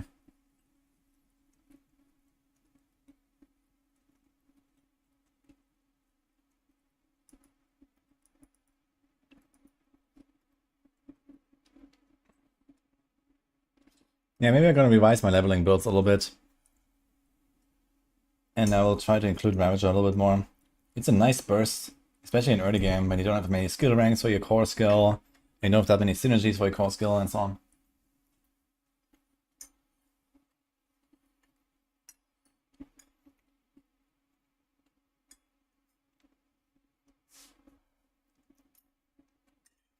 On the other hand, I feel like, especially if you're farming like low level stuff, right? Hell tides and so on, well, like level 30, I feel like the resources are more important than this. But either way, I can still go for Ravager, I guess. Even without going for a replenishing Ravager. Because there's not that many elites. And I'd rather have more resources and spend my core skill. But once the resources are figured out, let's say you play like a Quill Volley, and then you find a Cursed Touch if you're lucky, and you have Vital Strikes, then you have infinite resources anyway. And at that point you can easily go for replenishing Ravager. So this is also what I've done when I was playing. If you imprint a Cursed Touch, you have a lot of resources.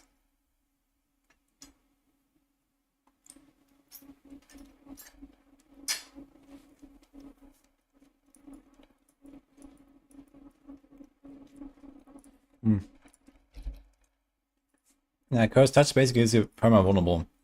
But not just that, but it's also not replaced or like not removed when you have Vital Strikes.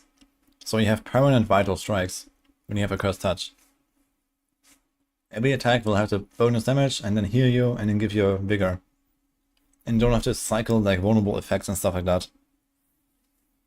So what I did, for example, in some of these build guides here that I made, this is exactly what I have here. There's like before a Cursed Touch and then with a Cursed Touch set up here. And it looks very different. You see here I changed like this part of the skill tree, like these ultimate classes are gone. The ultimate is different.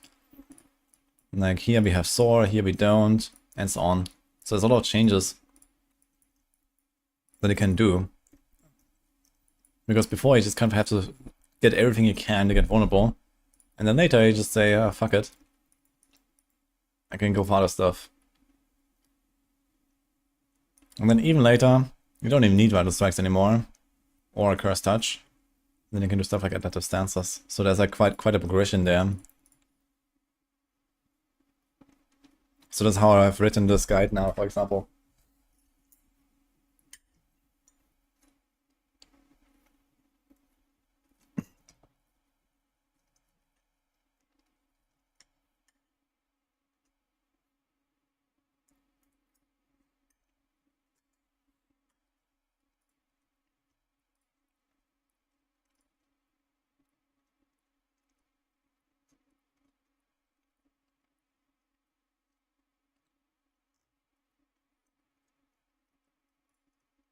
Okay, let's do it.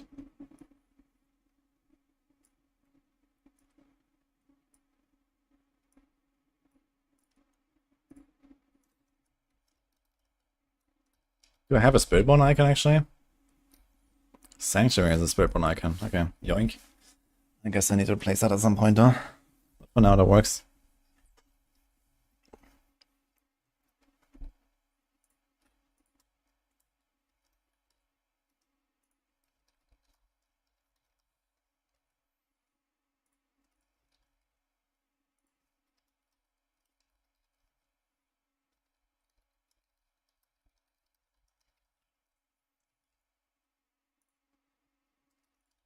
Need some wings. Goes down here.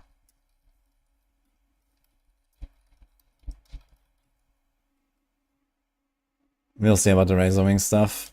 I think that needs a bit of cooking now. This is money. This one here, right? This goes to the top.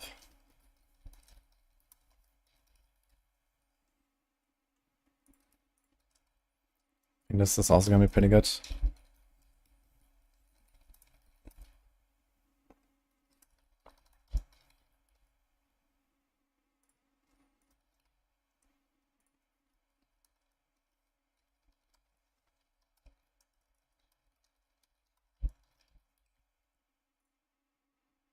And the sword needs to cook a little bit. What am I missing here? There's Stinger.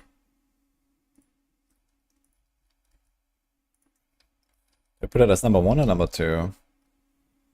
Maybe even number 1.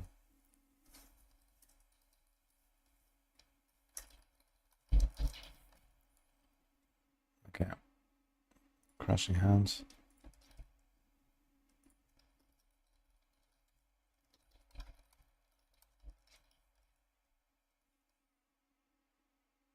Yeah, so I'll wait until there's like more cooked touch of death. No clue where Will will land, but somewhere here, I suppose.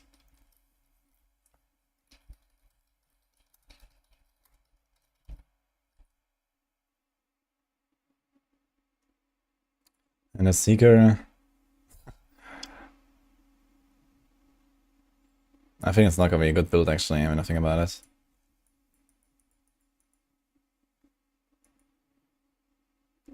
Unyielding. And it's gonna be like too slow. It does 420% damage.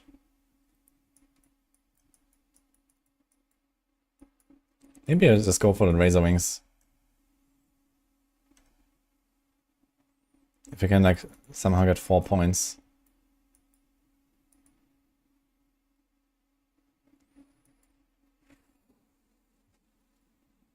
Yeah, tough. Could remove some of the movement speed there.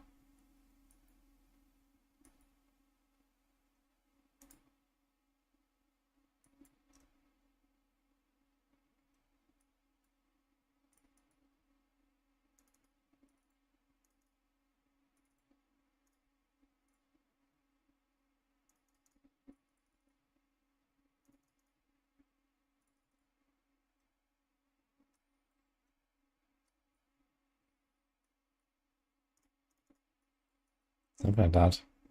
Could actually kind of work out a fail. So you have like an AoE of Razor Wings and you have this. This could actually be kind of interesting. Maybe I'll cook this a bit more. Let's go with this for now. Razor Wing charges, Seeker charges.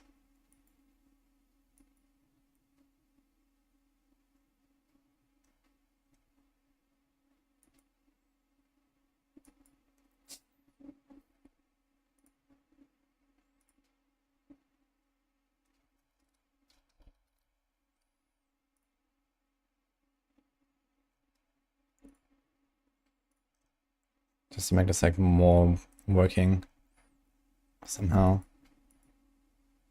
Harmony, user. Ah, actually, never mind. We have to Kim Shell and stuff, so it's fine.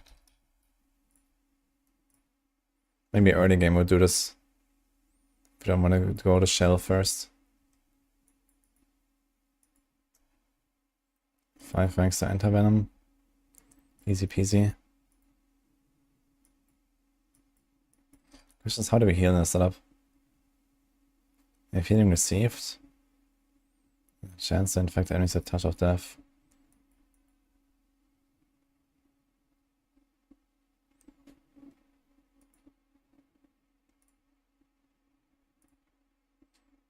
Yeah, unfortunately there's like no healing.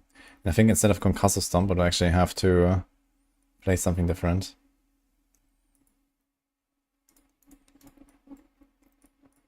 I think we'd have to do something like this here, for example.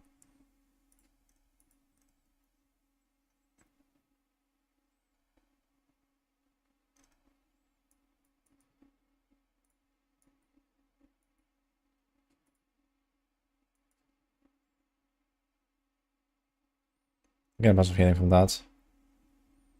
I mean, you have to heal for 50% of our life per second, right? 60% of our life per second, so it's like kind of missing a little bit here. So maybe I'm not gonna put it just yet. Maybe the Razor Wings I will also kind of leave out for now and maybe cook this again. We can leave it there. It is a working concept. So maybe we can do this.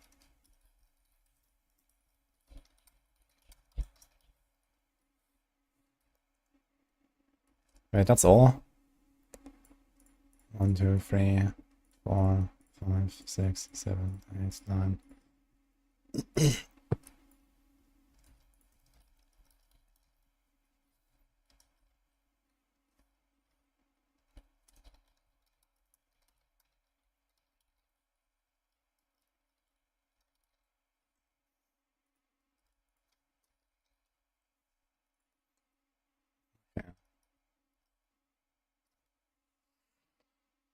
Experiment I'm most excited for. Those two. This. This. Yeah, and then we'll see. I mean, there's like some other funny stuff I can do. But yeah.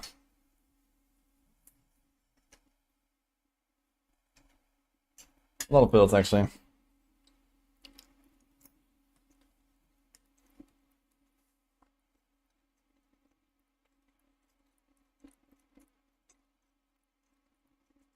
The one that gets nerfed the least, Keck.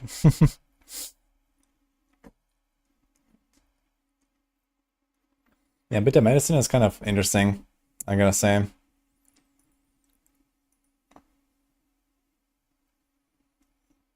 I mean, you could even use this like in progression.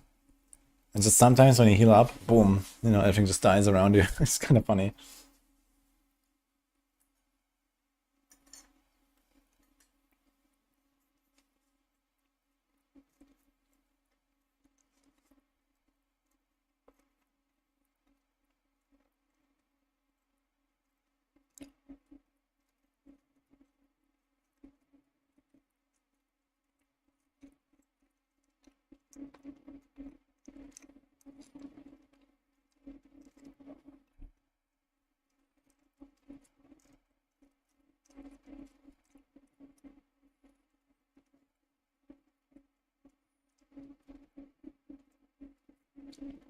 Yeah, I think it's gonna be like refined a little bit more.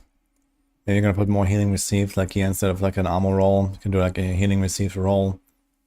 But it's the only item where I can do that, right? It's only on pants and chest and helm, I think. Yeah, it's mostly the glove that has a lot of healing received here.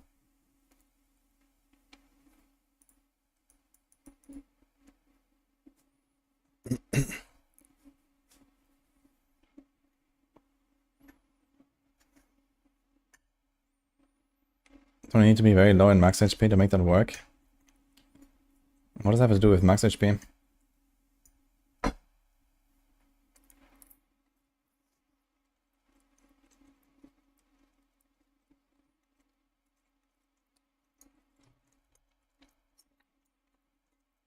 Should be healing a max HP more than once per second if it works with overheal.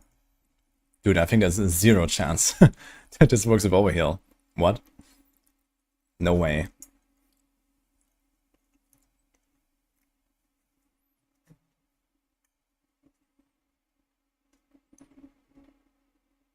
No, it's not that.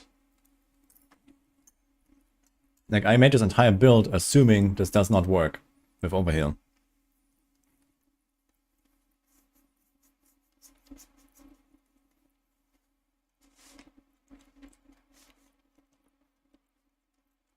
Could use temerity for overheal. This doesn't help you for this. 13,000% is balanced. Yeah, so this build can trigger bitter medicine roughly once every 2 seconds. So that's kind of the maximum you can achieve. Once every 2 seconds is the maximum. And yeah, it's a lot of weapon damage.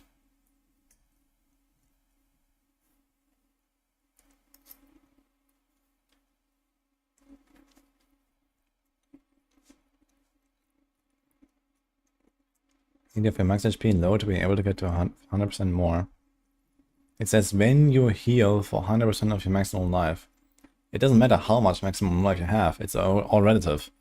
If you heal for 10%, you have to do that 10 times in order to trigger it. Okay, now if it works with overheal, which some people think apparently, then your objective is you equip Andariels and you avoid maximum life bonuses everywhere, so that your total life pool is something like, I don't know, 2,000 in the end or something. And then you just spam Quivolleys into packs with Adariel, and then you can trigger this thing like, you know, 7 times per second if you want, or more. Sure. But this is certainly not going to work.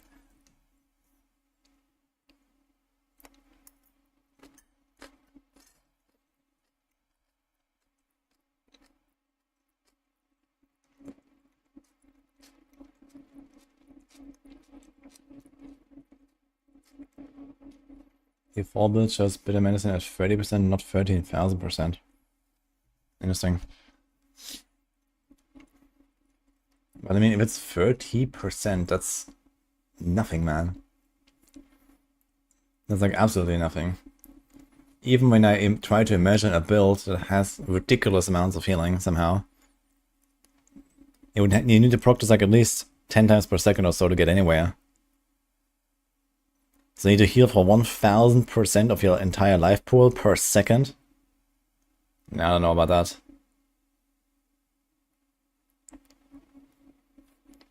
I mean, there is some crazy healing you can do, but that's a bit wild.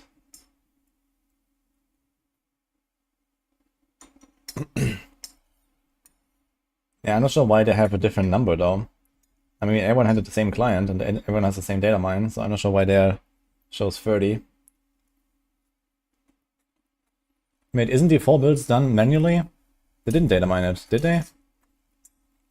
I think only Wowhead and Redo made data mine. On the other hand, all the Paragon was data mined, right? So, Oops.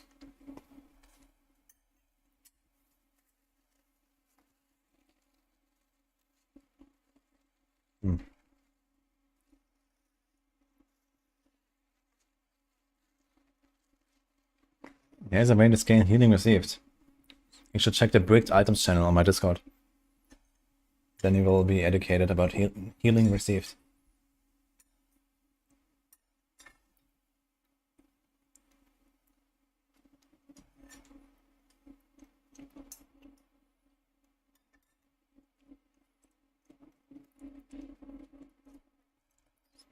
But yeah, anyway. So we use Stinger. Stinger heals us by 10% for the shell, and another 10% for advantageous Stinger. And we have Centipede secondary, which may be overkill. Maybe it's actually too much and we have too much healing. So I guess you would actually try to avoid too much healing, right?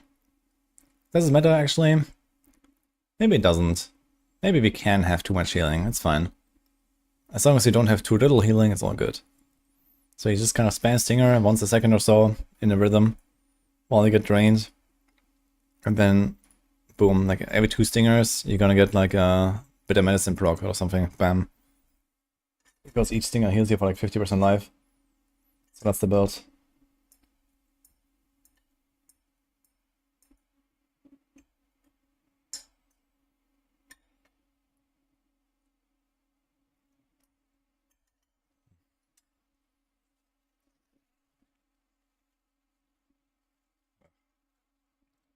And it's a funny build. It will feel mildly clunky. On the other hand, I mean, you have like all your cooldowns all the time, which is kind of cool. So you have infinite Rushing Claw, infinite Hunter, Vortex even. Because this only works against close enemies, so I put in Vortex. Infinite Armored Hide. I mean, it sounds kind of nice, to be honest. Not infinite, but almost infinite. So they be able to survive enough. So this thing has 8,000 life. And then the Arval injured, however much that's gonna be at the end. And the forest power. I mean, it should be okay, actually.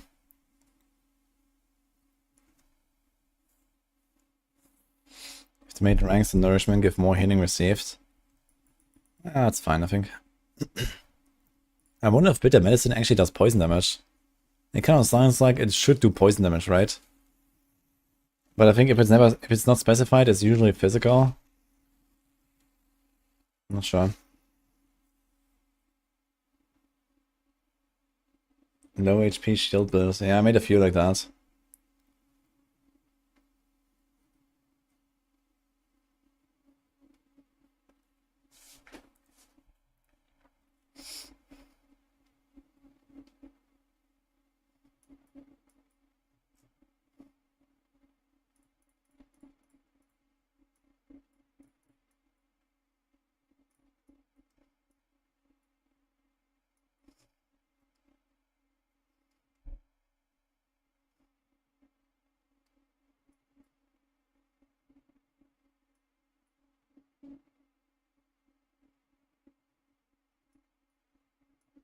I should actually kind of path in here and take this on the side.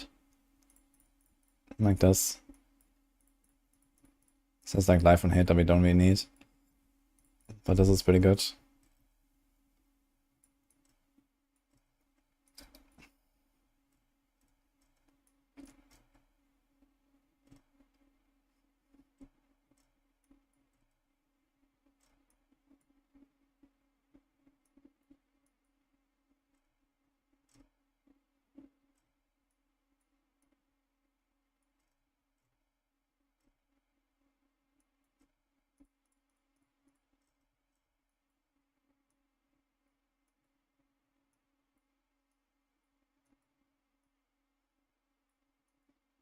I guess I start with bitter medicine as the first one, so in case someone wants to actually level with something like this, he has it.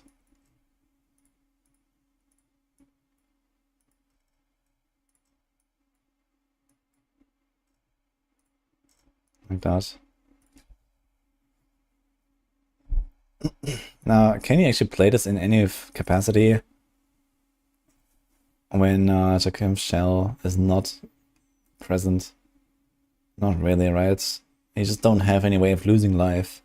This is the only way to really lose life reliably. I can't really think of anything.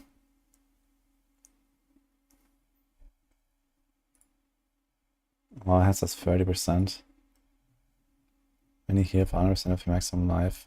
I can ask Riff if we can check the data mine on this again. But then it's like, deal 30% damage to close enemies. I mean, what does that mean then? 30% weapon damage? It seems like nothing. Patch 201. 23 days ago.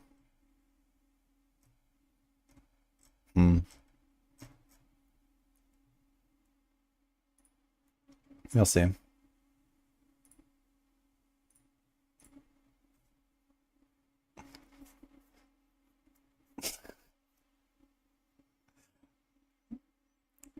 Okay, I had.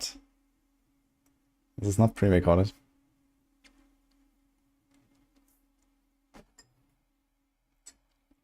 I don't think that the thorns necro is going to be a thing.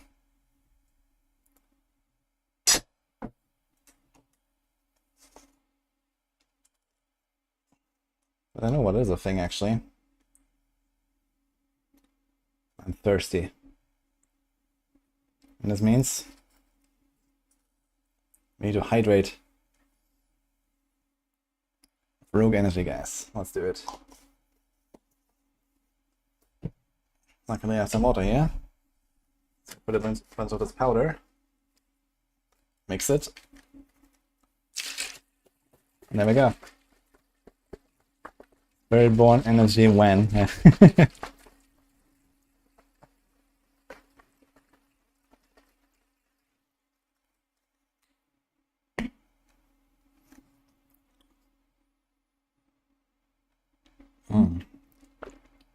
That's one of my favorite flavors here. It's the dragon fruit mango. I like that one.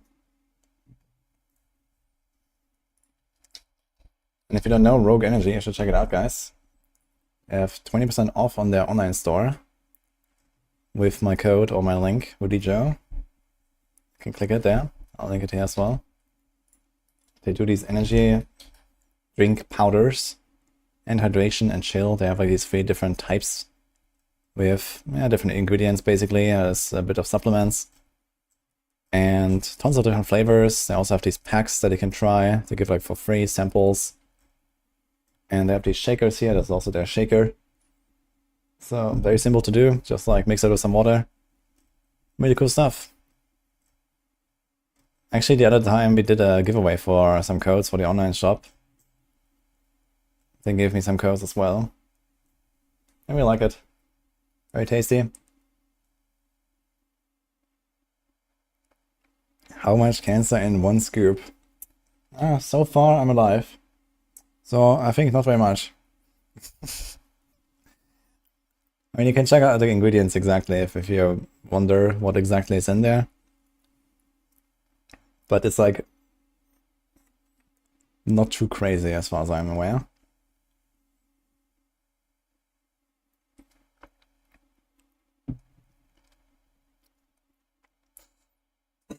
Yeah, I've been using it quite a bunch for like season starts and so on. Like the rogue energy is very nice there. Just kind of like has this like more like constant flow of energy, so that feels good. And right now we're not really blasting much, so I use the others. It's just like one of the hydration, so it's basically just like add some flavor and some supplements to my water. But yeah, I like it. Can recommend.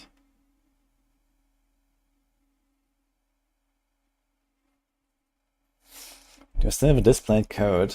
Actually, I don't know. Maybe I can try. I don't have like a partnership with Displayed anymore. I just have them there.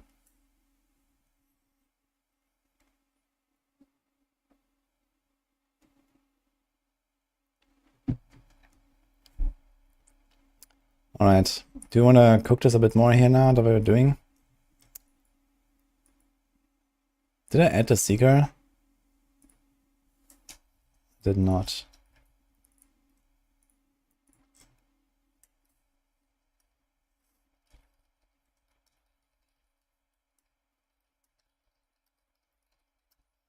Something like that.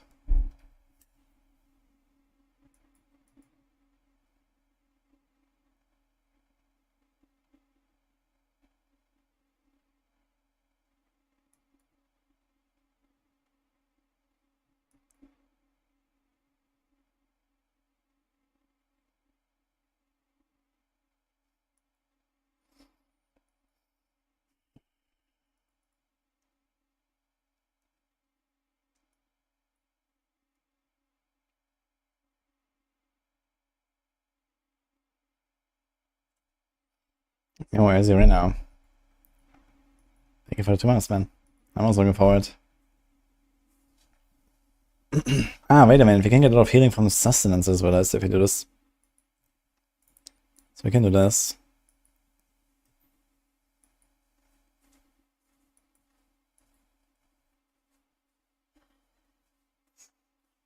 Did you like the bird? Hello. Yeah. Thank you. And she's gone. You wrote full Ravager build cooking. Yeah, the thing is there's not really that much like Ravager specific stuff that really does anything. So I think Ravager is always just gonna be like some extra thing. Unless they made like a unique for it or something like that. Because it's relatively easy to keep it like permanent or near permanently up for like a bunch of builds, and then you can just use it together with another skill. So I don't think there's gonna be like a pure Ravager build really.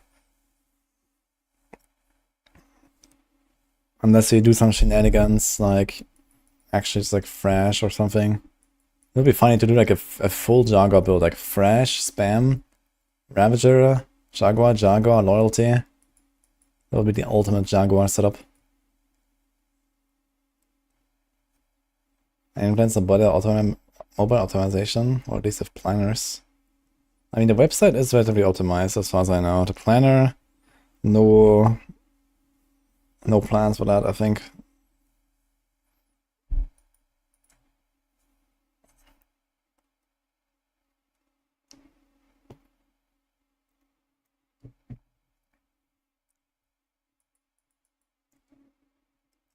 Hitting enemies with augment skills heals you for 4% of maximum life. So I wonder if we actually get this twice. Or even 4 times, right? And there's a chance to deal double damage, never mind. Okay, so you get it twice, so this would be 6%, 12%, and then 25% or so per ultimate cast. Okay. And then this heals me a bunch. Okay. You could actually heal a bunch as well with intricacy, I just realized.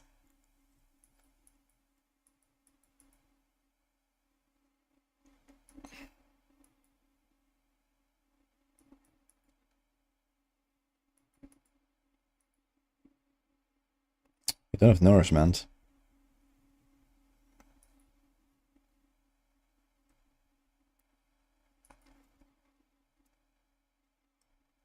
Hmm. And I'm so hard struggling for points on this build, man.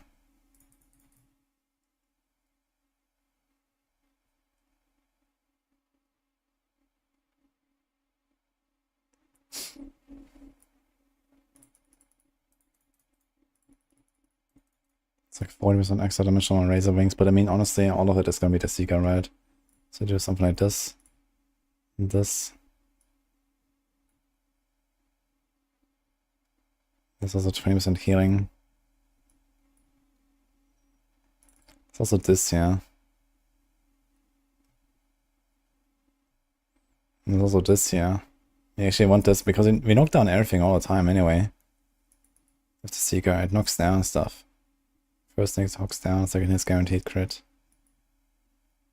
And we don't even scale crit chance really. I'm not sure if I really want Razor Wings. For any reason. I guess not. At least here I get a charge back from time to time.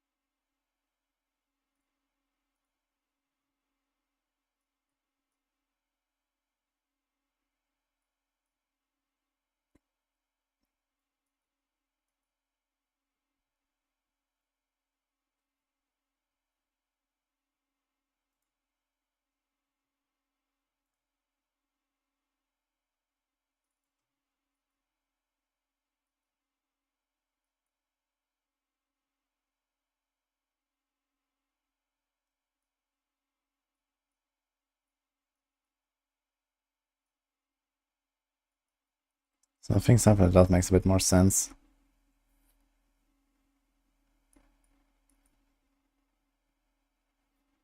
But we don't have like really big barriers. We gain 5% of our life as barrier. It's like, ugh. And then we have forest power. So I think this is why I did this stuff here. It's just there's like more defense. So actually I think I had like, this is pretty much, I went back to what I had almost.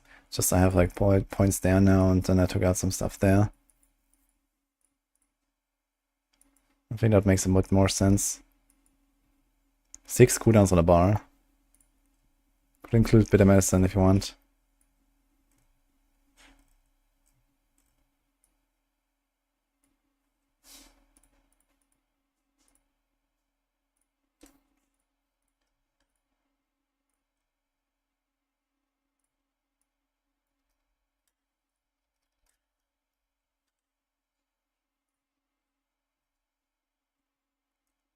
Yeah, I have the planners on Discord now.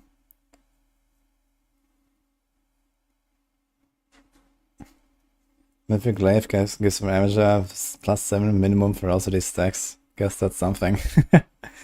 Yeah, I mean, you can't have more minimum than your maximum, right? So if your maximum is 4, then 7 minimum doesn't do much.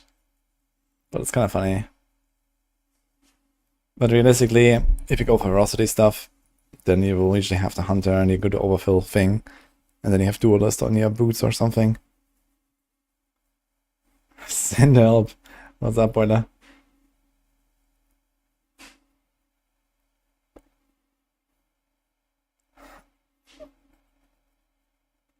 When a non-basic skill makes also basic, how did active pain gorges? First hit mark, second hit echo.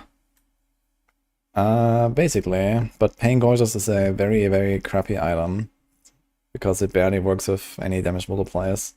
So it doesn't really do anything and would not really be included in any build, I think.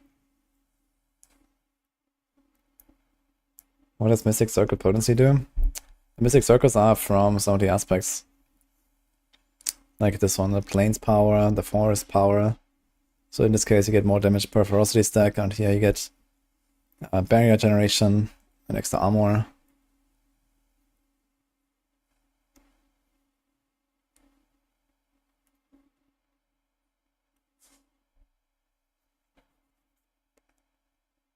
Okay, I wanna try to fix this sword thing. Because of all, I can take out materials.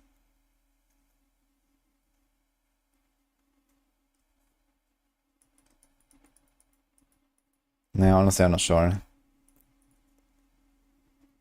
I mean, as it is right now, okay, but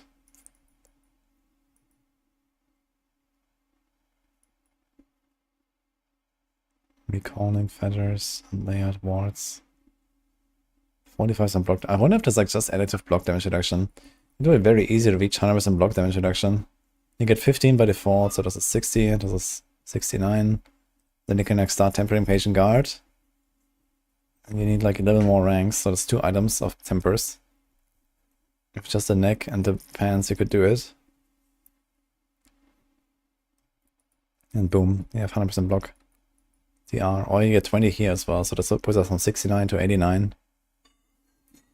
Then you just need 4 more ranks. Just needs like 1 item with a temper and like 1 masterwork. As long as Armored Hide is active. That's kind of funny.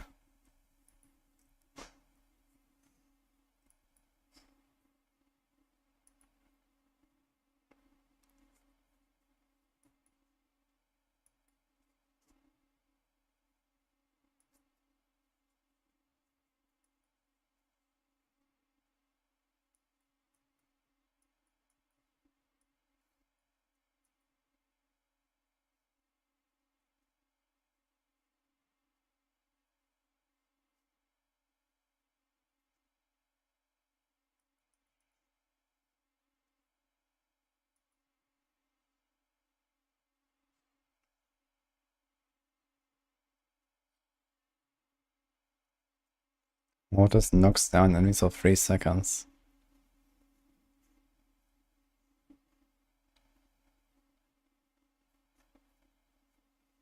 So Sword doesn't actually CC, it just makes him vulnerable. And then next hit is a crit.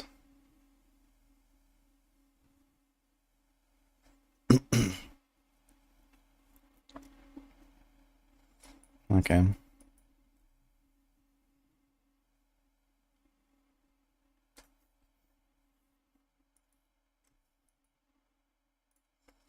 What did I make here? Jagged Plume. Spirit, Feather, Potency. Actually, I have a lot of movement speed here.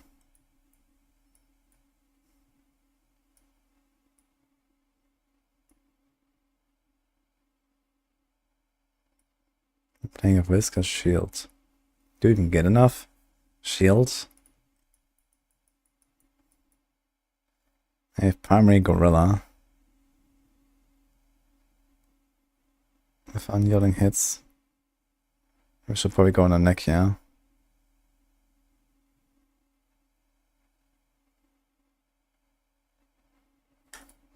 So I think at the very least you have to do that. Then we can do something else here. We have redirected force. Anything else we could do here offensively? Turbulence, Soulcast Vortex.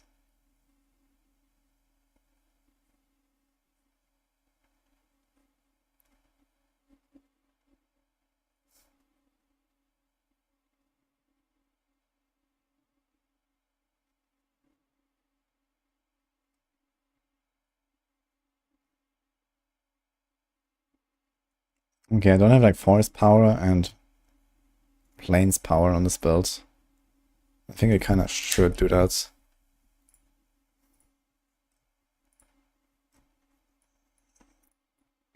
And then we use like an int board like this one and put the Mythic Circle. What's this here? Dex. That's a lot of crit damage, holy.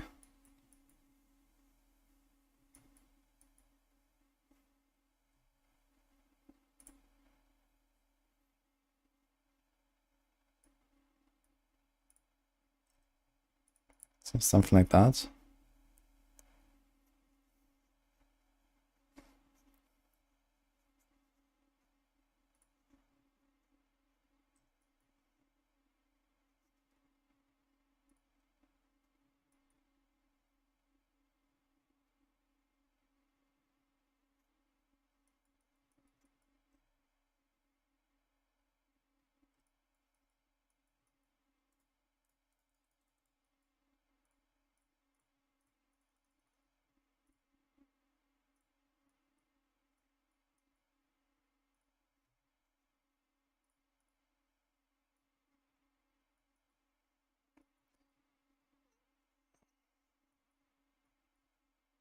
Do we have like any resource generation actually?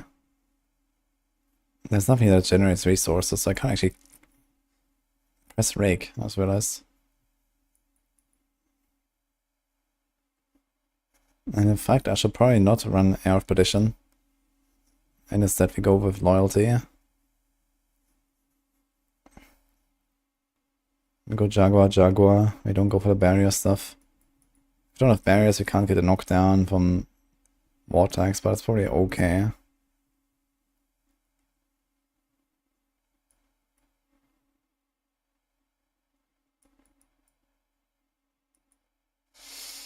We also have to go for a Gorilla skill on the bar though, if you go unyielding hits. So I have to do Rock Splitter in between. So maybe keep this for now. Maybe I'd rather go Harmony then. But now Harmony doesn't work actually. Loyalty should work though. If you go with Jaguar, Jaguar, Loyalty should work for the Spirit Feathers.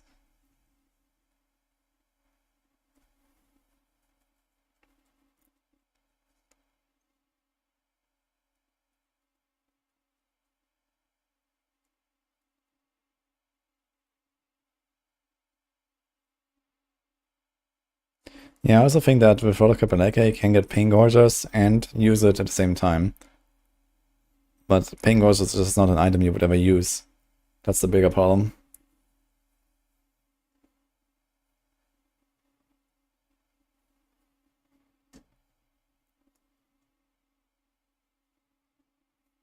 What's a safe level to go for tier 4 capstone? I'm gonna be at least 50, I would say. So I have the Paragons. The Paragons help you with like, you know, extra damage, life, res, and so on. And as long as you have like okay sacred stuff and your resistances are looking good and your armor is looking good, then you can usually go.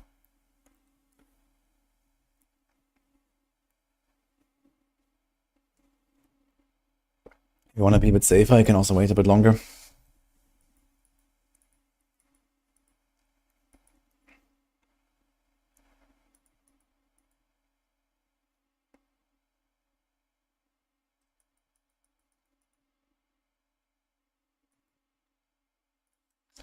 Let's put it here.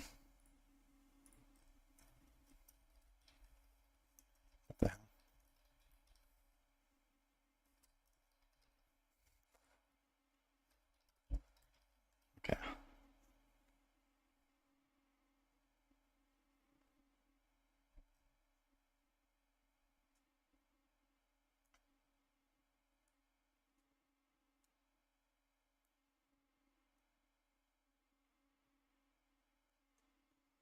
Not my ways to power the poison dot.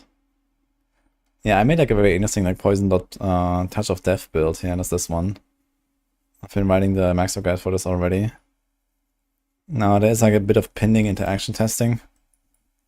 But basically we spam touch of death all the time with the poisoning stuff, and this is not a Noxious Resonance build, this is a Prodigies build.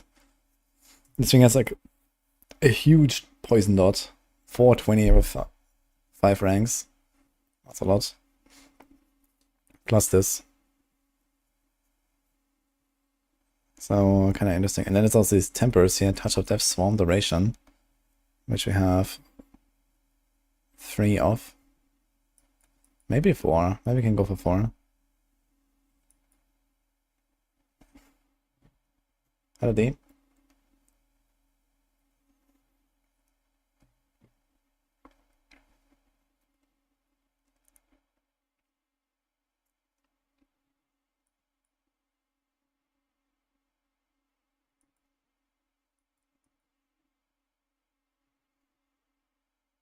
I'm really excited to try this build actually.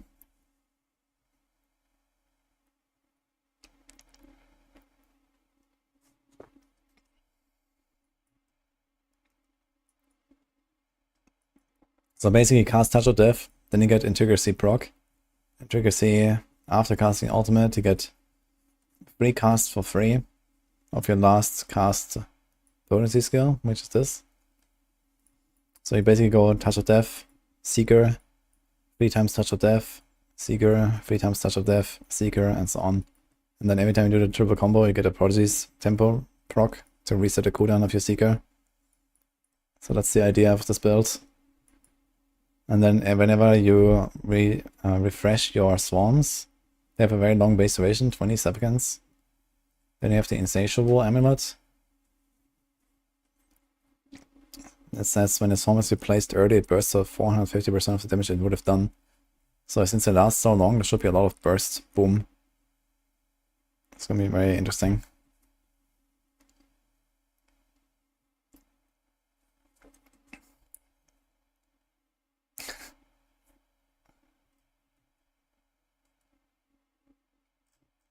I just saw Celebrate from the quote. How's it going?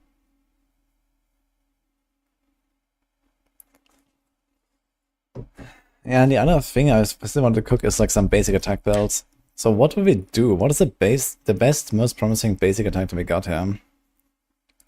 Honestly, it might be Withering Fist. Third attack unleashes a rapid series of slashes, dealing 27 total. Then we have maybe Thunder Spike actually. It has 15% damage and a third attack pierces further, dealing 32 and reducing a weight cooldown. And it also strikes back again. I'm not sure if this goes all the way, but if you can double hit enemies, then Thunder Spike should be pretty promising. This is only 20% damage, and then 28. And this is 5, and I think 30 poison. Third attack bursts and target damage surrounding enemies. So this you can do like AoE basically. It bursts in 30%.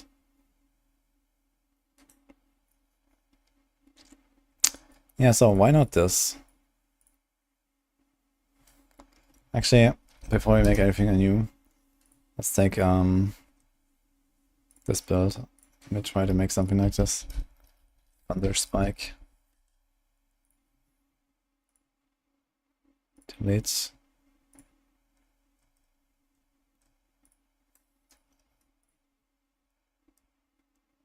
Cast a skill for cooldown.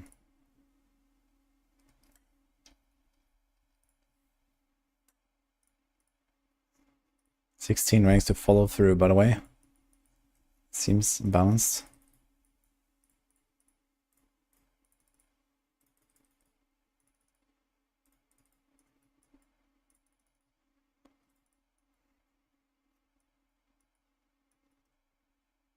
So go loyalty. I don't need Quill Volley for this. I also don't need any glove really. Could actually go for the Crazed God glove if you want.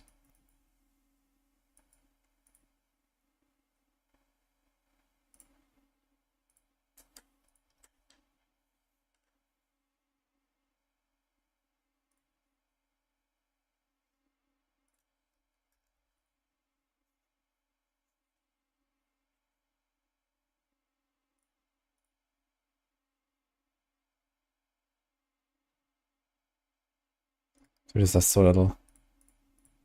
I guess I even go for the healing received. Because it actually has these insane values. Look how much healing received this is, and so it's like 1% DPS or some shit. We don't need Midnight Sun. Is there actually a power for Thunder Spike? No. We do have combined strikes. So there's already 45. So I wonder if we can go like 2 or 3 basic attacks. It's 45 each, kind of good. Maybe like throw in a Withering Fist sometimes to get some poisons up. For no reason whatsoever, probably. Actually, no. Centipede skills, no. Okay, doesn't help us much.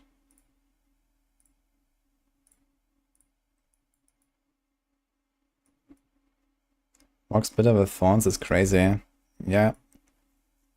But you want to make like a, you know, a real basic attack build, not just a thorns build now. I already made a Rock Splitter. That looks pretty promising for sure.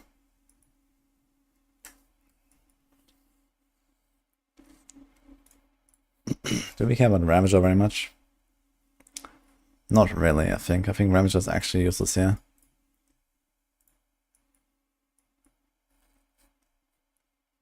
You could put counterattack on the bar if you want, which will have a relatively short cooldown as well.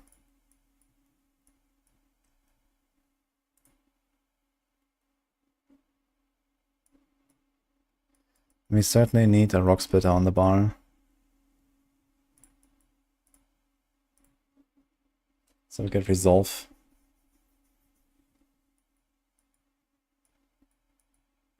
I think in that case we do combine strikes.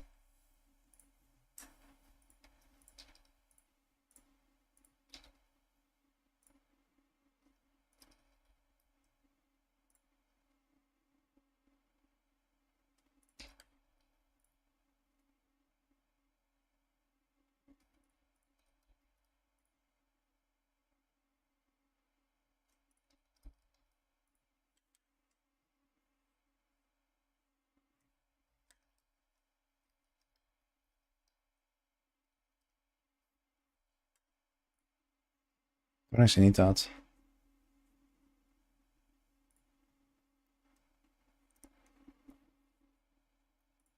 Counterattack charges. Kinda cool. Just get 100% dodge all the time. This thing has 4,000 life. I think we kinda need it. To be honest.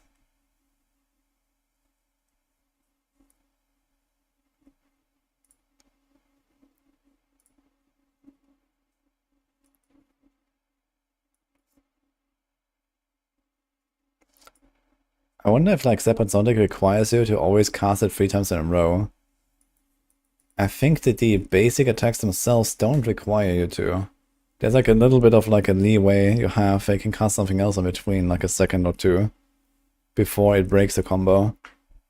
And this might be the same with Zonic, which means that we can do like, you know, Thunder Spike and until whenever. And then every 3 seconds you press like 1 Rock Splitter and then go back to Thunder Spike. Or something like that.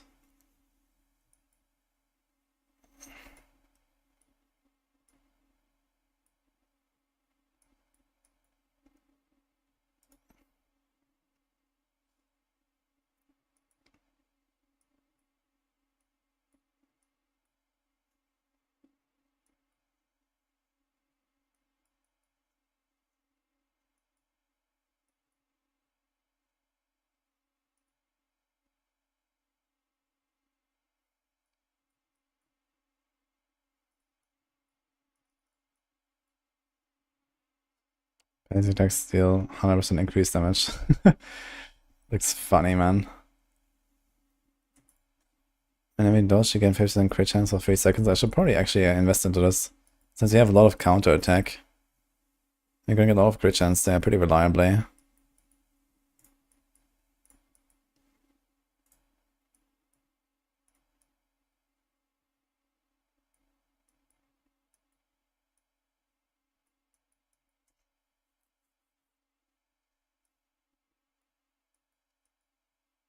So something like that, maybe.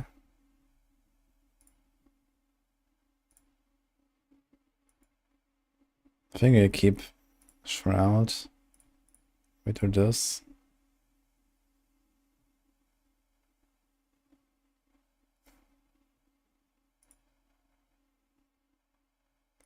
So how much crit chance is this? 20. So we're at 75.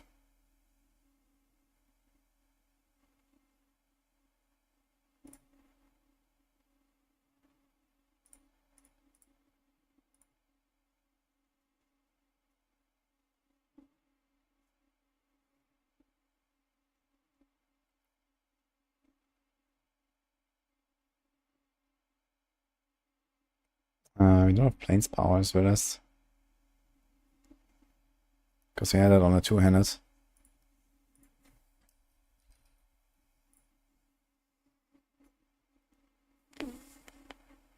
Which means we can't really go for these gloves, huh? But if you don't go for these gloves, you're gonna be very squishy. These gloves are kind of like our ticket to survivability. Here we have 4,400 life. If you have a unique weapon, man, you have like no life on this character. It's insane. Because they're gonna put life. Yeah, there's 1 item. 2. So I guess I have to go combined strikes or redirected force. We have 45 block by default. 55. Then we also have armored hide. Actually, I have 5 points in there, as realized.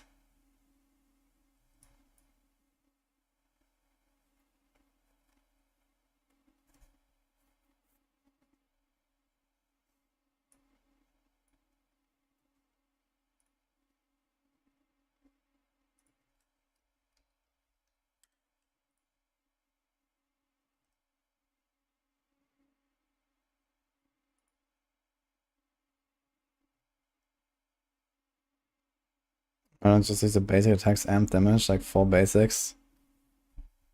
Yeah, I have, but I just removed it. I mean, yeah, we could also add something like a Moonrise and adaptability here. And it'll probably make more sense than Shroud, actually. Maybe the Shroud is just not what we're gonna go. We're gonna go Tyraels instead, for example. This would like free up a lot of things suddenly. There's like really good aspects that we don't really want to miss, so we can remove this here.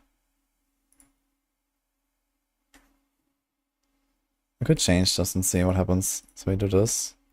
Can make a copy here. And then we do Tyraels.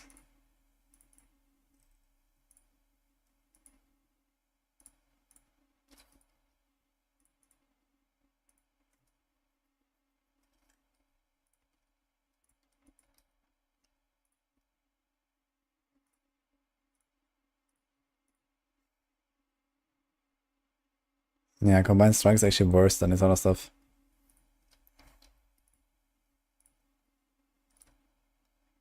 So this will be Moonrise here. It's also attack speed, and then the thing, and then the movement speed. Actually, we kept the movement speed already. And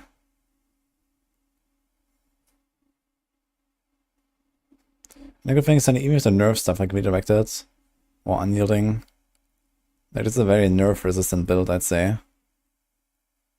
Or even Plains Power, because we still don't even have adaptability. Adaptability on neck is also 150% extra damage, that's a lot. You don't even have it.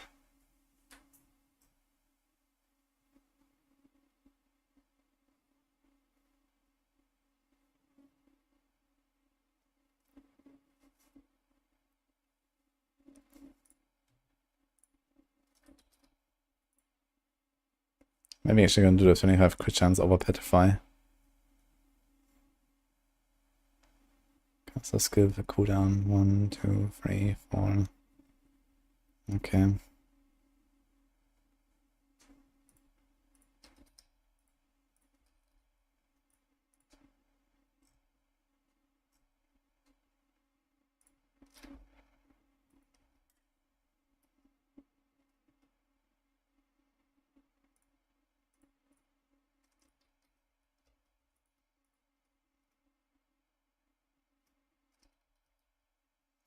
Here's Thunder Spike size.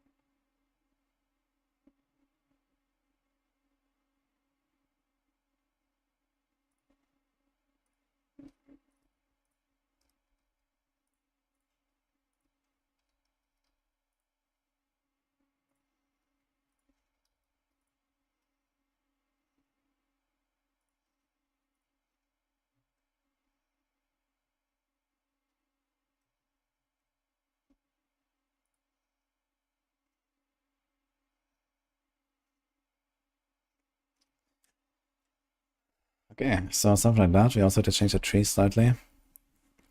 Because we don't have ferocity now. And what is that? Fueled. So at least one there, and we also want one with patient guard. I think we can take off some points here. We also want them there. Maybe not.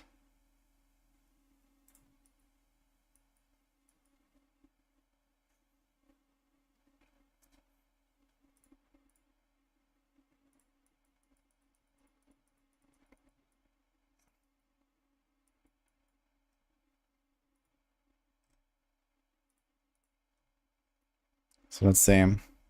So here we have 70 res everywhere. But you have Craze of the Dead God, which basically means you have the same as like Tyraels. Tyraels also has extra DR there, which is nice.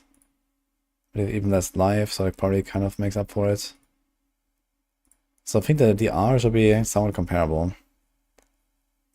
Crit is 80, 62, much less here on the Shroud setup.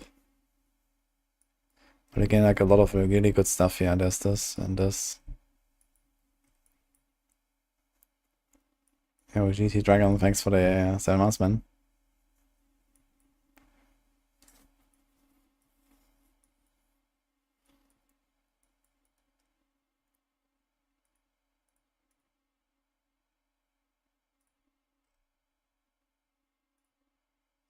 There's also a lot more armor on this Tyrael's Might setup. Like a lot of armor.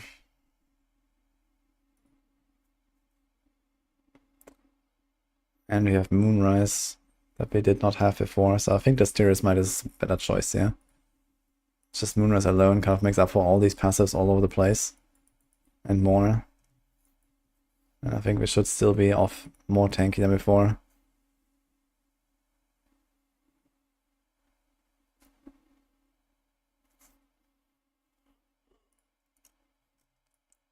So yeah, we have Talon, Eagle does crit damage, Colossal, Spirit.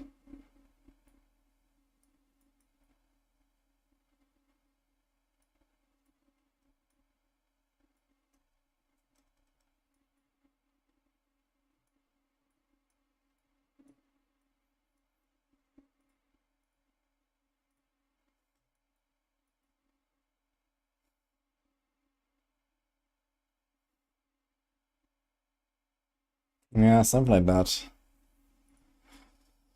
I think we would like start deleting a lot of stuff here. So this.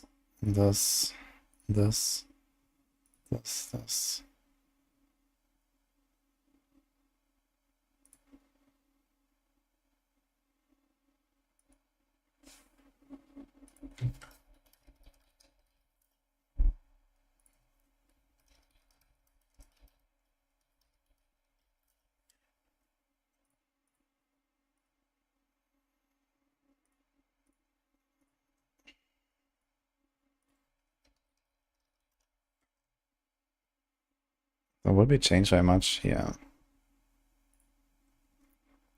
Unequip, normal chest. Can do interdiction now. Or I can do something for resolve stacks. We don't we? No, okay, we get resolve stacks very easily, right? We walk into a pack. Then kapow, we get resolve. Now the thing is we need actually some CC, yeah? Like no CC. There is counter attack though with a really good uptime. Funnel spike size, and then a stun. And here this has a knockdown, right? Only distant enemies.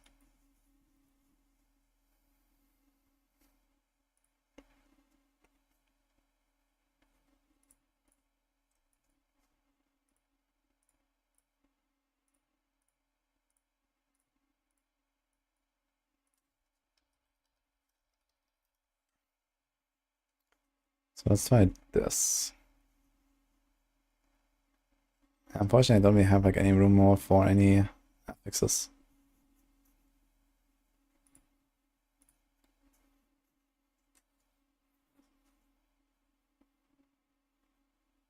Any temper weapon, the elemental surge, say fire, does it only do fire damage or is that burn as well? It's only instant fire damage. It has instant poison damage, instant shadow, and so on. It's only a hit.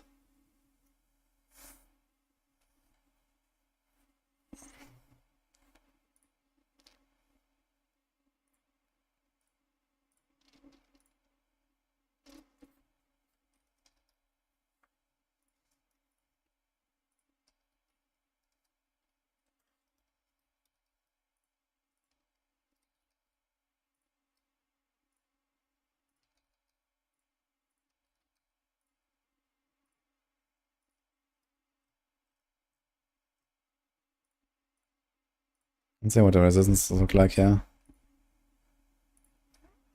Kinda bad.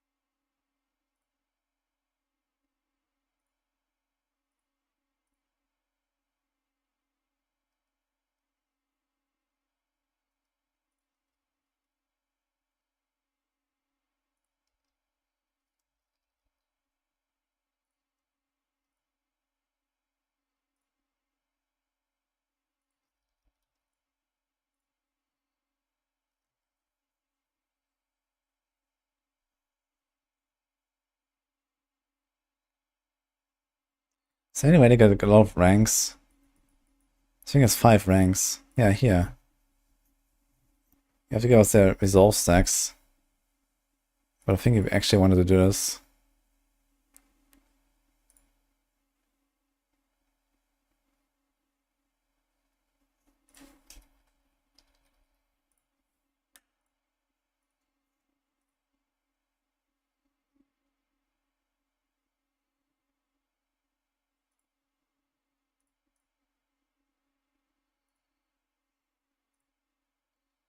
So now we have 13 ranks. That's got a lot more.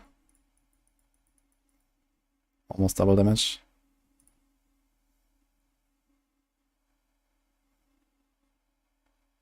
I wonder how the triple stack looks like on Finesse Bike. I'm not sure what exactly it does. Always use the third attack and every third cast unleashes triple strikes. But I mean, technically you can use the same tree and everything for any of the basic attacks besides Withering Fist. If you just want to like have like a crit build. I wonder if they're gonna nerf stuff like Redirected Force enough for us to actually use something like that ability. Again, increase critical strike damage equal to 70% of your block chance. Blocking doubles this, so it's 140. Adaptability is 100. Alright. So I don't have to nerf it that much actually. And then we don't even need like interdiction, for example. We don't need a block chance 100% that badly. And then we could do some other shenanigans.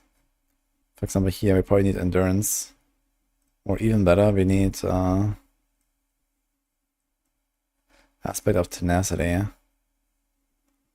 For each 10 vigor gain over 100 again a resolve. So that might actually be the way here.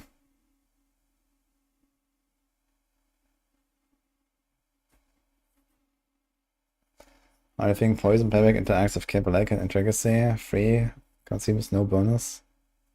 Poison payback. What do you mean if poison?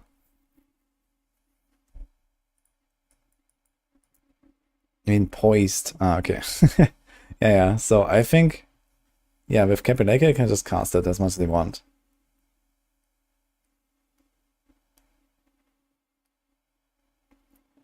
But it will still consume if you reach full resource.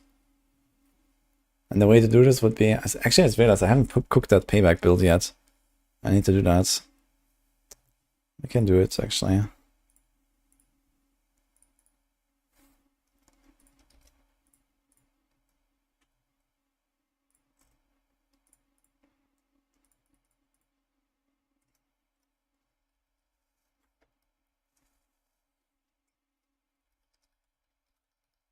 Under spike. So we do something like this here. Then we could do like a Payback build. We have a lot of stuff already, so quite excited to see what will happen there. I've played Diablo. I played Diablo 4 in Rock a little bit actually, Sinner Monster. They sent me one once for like a sponsorship, and I tried it a bit. It was working pretty well.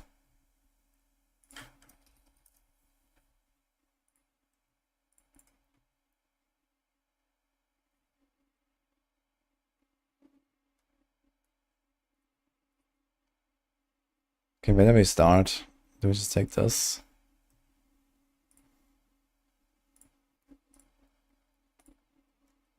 We delete this thing, and then we go okay, but lucky. Actually, we should probably do this with Tyraels, like we're not gonna have any life, really.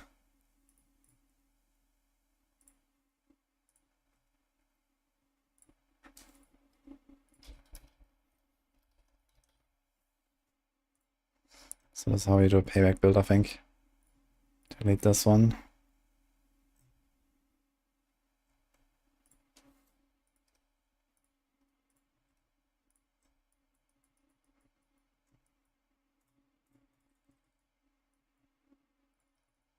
Probably need this, and you probably need this. Let me do this. And we need a lot more stuff here. Okay. 437% damage. Alright. Then we delete that ring. We put Midnight Sun.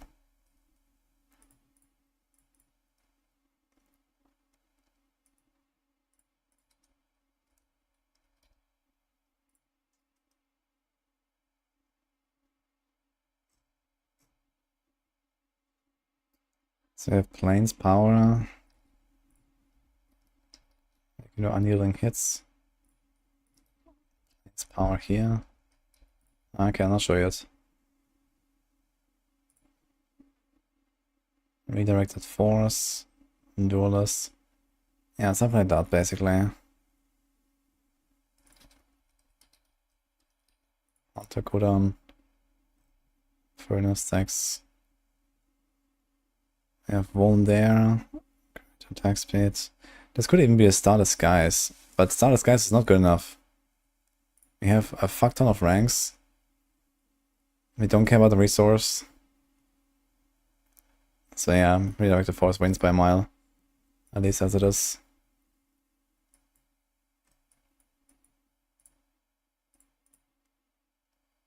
And then, here's an interesting thing, spend 5% of your maximum resource. So every time we attack, we spend 100%, so we get 40 offering here.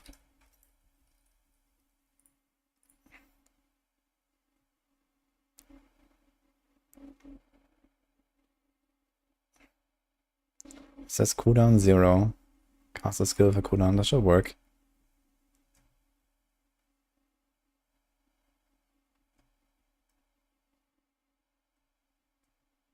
So I guess we do this.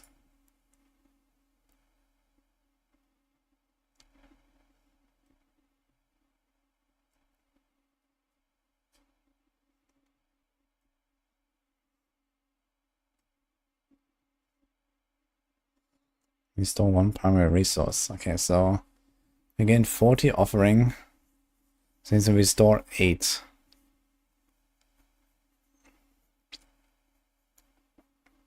Not very much.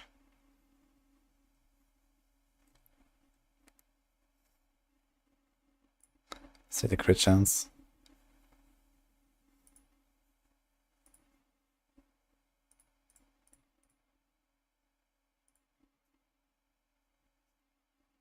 And also I realized we don't have to payback power, right?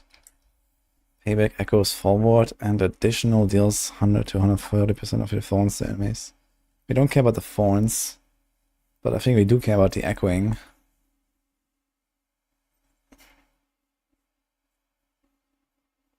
Which is kind of a struggle because we need this and we need this. Both of these uniques.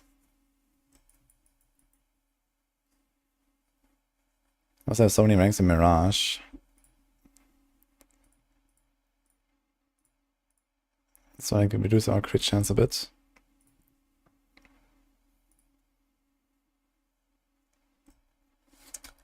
I think we can, honestly. This life roll here gives us like plus 20% DPS or something. There's like no life rolls anyway. We have a ring and the boots. And then I guess we could put some on the glove. So actually reach like almost 6k life at least. Sounds a bit more comfortable.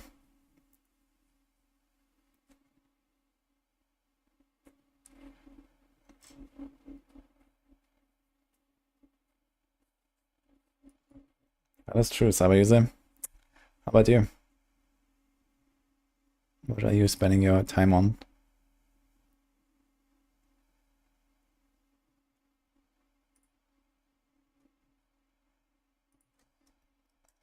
The thing is that final or not, it's good to have these planners ready for the time. I mean, we're gonna get the patch notes roughly 5 to 6 days before launch. And I can't start making all these builds 5 to 6 days before launch. You know, I have to update them. I can't just make everything from scratch. And then we'll see.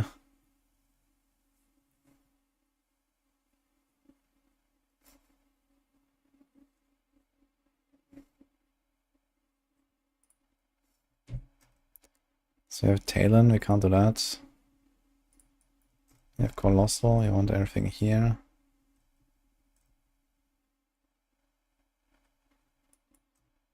This is 40 strength only. There's Outmatch. I wonder if they're gonna change this Paragon stuff, because this will be kinda nutty, yeah. With the bonus to life and stuff. But I don't think it's gonna stay that way. Also has like life and poisonous. Yeah, okay. That doesn't seem very legit. Does have a good legendary bonus and a good secondary bonus though.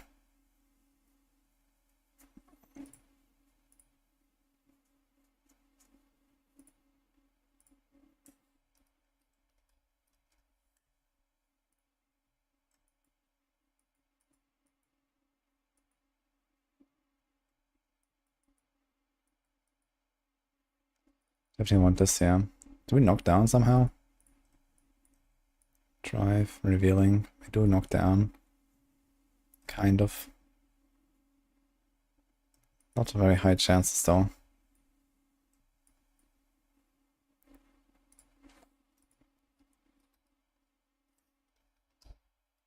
There's no payback temper. Oh no.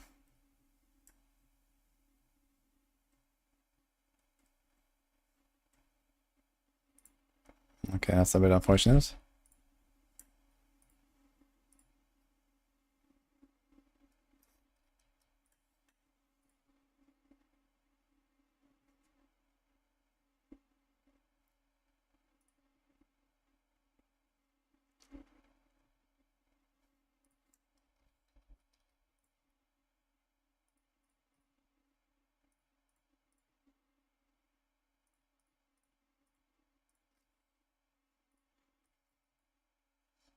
Two ranks, okay. Seems good.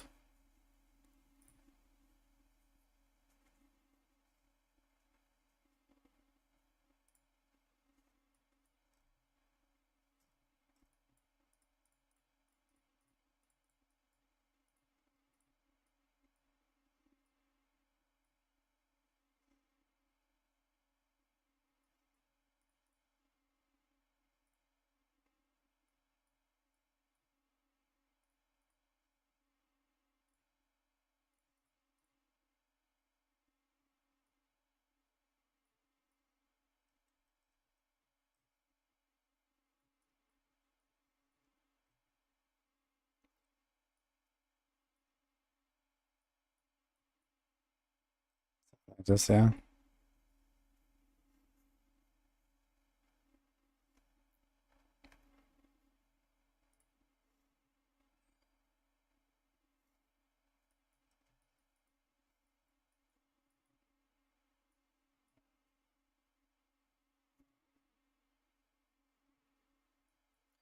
At least 1 point there, can I? I also have counterattacks, passive effects. Which is also kind of cool, to be honest. Maybe I won't need it on a bar. We put something else on the bar, but what do we put there? Don't care about this. We can do vortex, perhaps. Oops.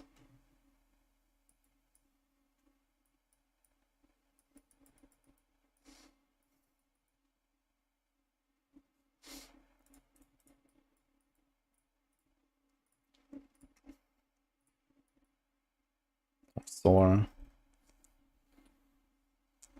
Yeah, very high movement speed. From chest, boots, Paragon. Sorry. Italy, plus. Is Bloodsurge Necro weak? No, Bloodsurge is very strong actually. For Infernal Hordes right now, it's actually a very good build. People have been blasting with that on Necro.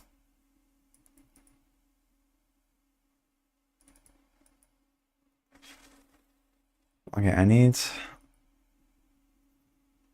1 point for dominant.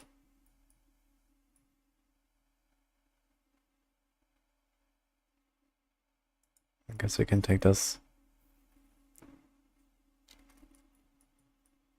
No.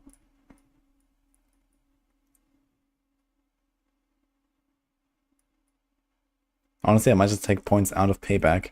It's probably better to take points out of Payback than out of some passive. Like, look at this. It's doing 410 damage. Instead of 400, for example. That's 2.5% damage per point. I'm actually gonna take out a point from here and put it there. Which is kind of hilarious. And I think I might do another one to get the Thorble there.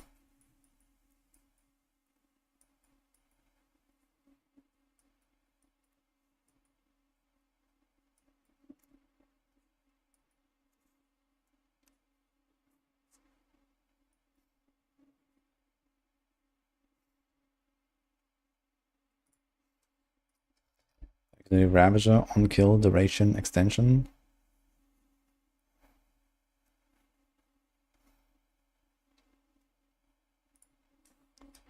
Maybe here as well. It's probably fine actually. A bit of freeze again.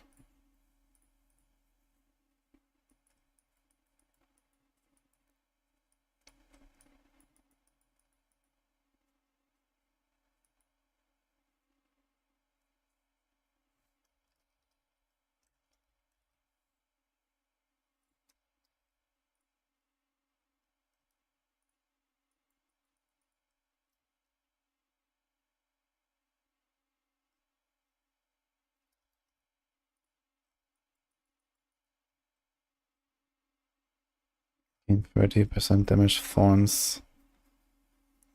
How much is that? So here we have like, let's say 4,000 thorns.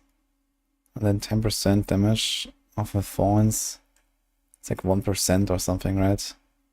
Like a bit more than 1.5. That's actually not really worth more than 1 point there, I think, unless you have nothing else.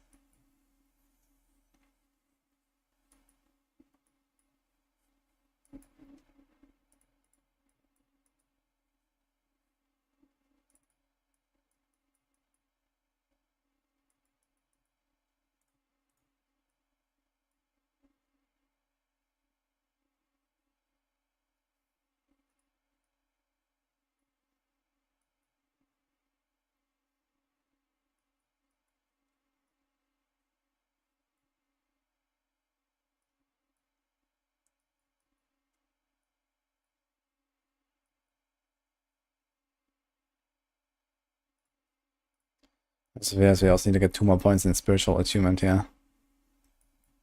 And it's getting kind of tight here with the payback. Maybe take some points out there. You have so many ranks there.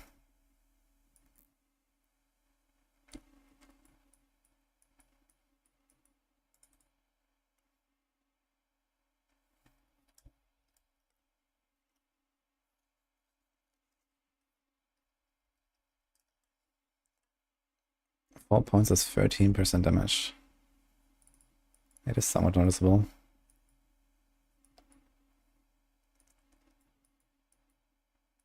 But this we need. So we have 35 maximum vigor, 30. There's also this other ring that gives you 50% extra, but it's not good enough compared to this. Or this. Or this. So depending on how much they nerf the Mystic Circles, I think we're gonna keep this in the build for now. Or the redirected force.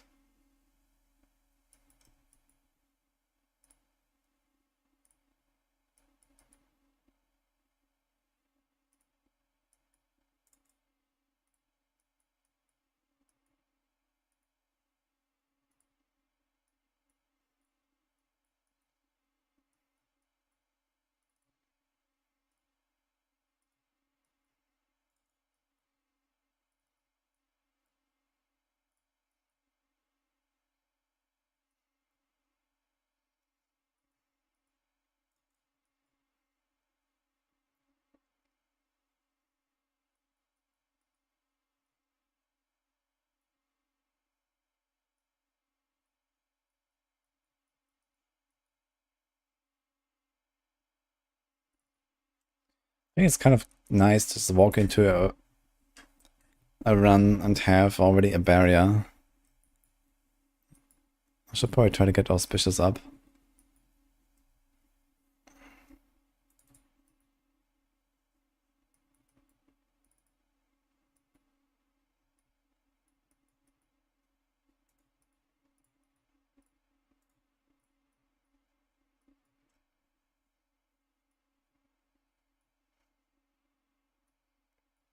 Okay.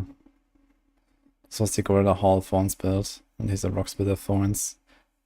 But it's not a low life build, so it's fine, we don't need auspicious very much. This is actually based on healing and not so much on barriers.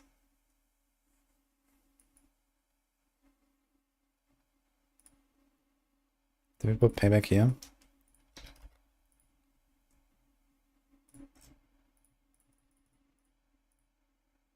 Not sure where to put it.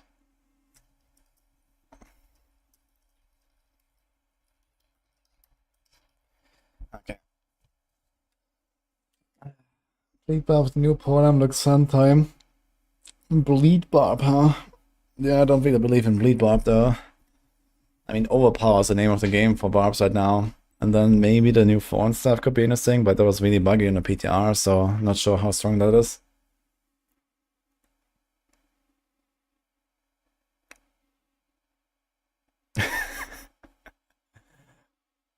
Nice. Toast.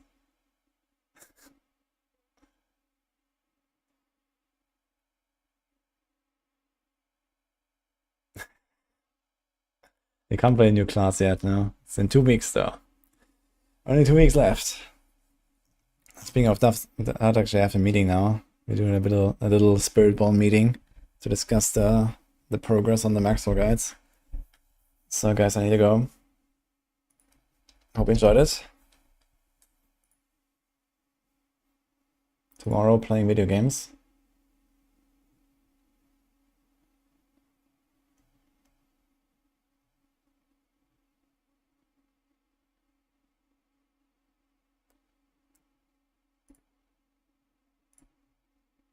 Who can we raid? See Panda online. Any one of the other boys online? Who's streaming? No, just Panda. We raided Panda last time already.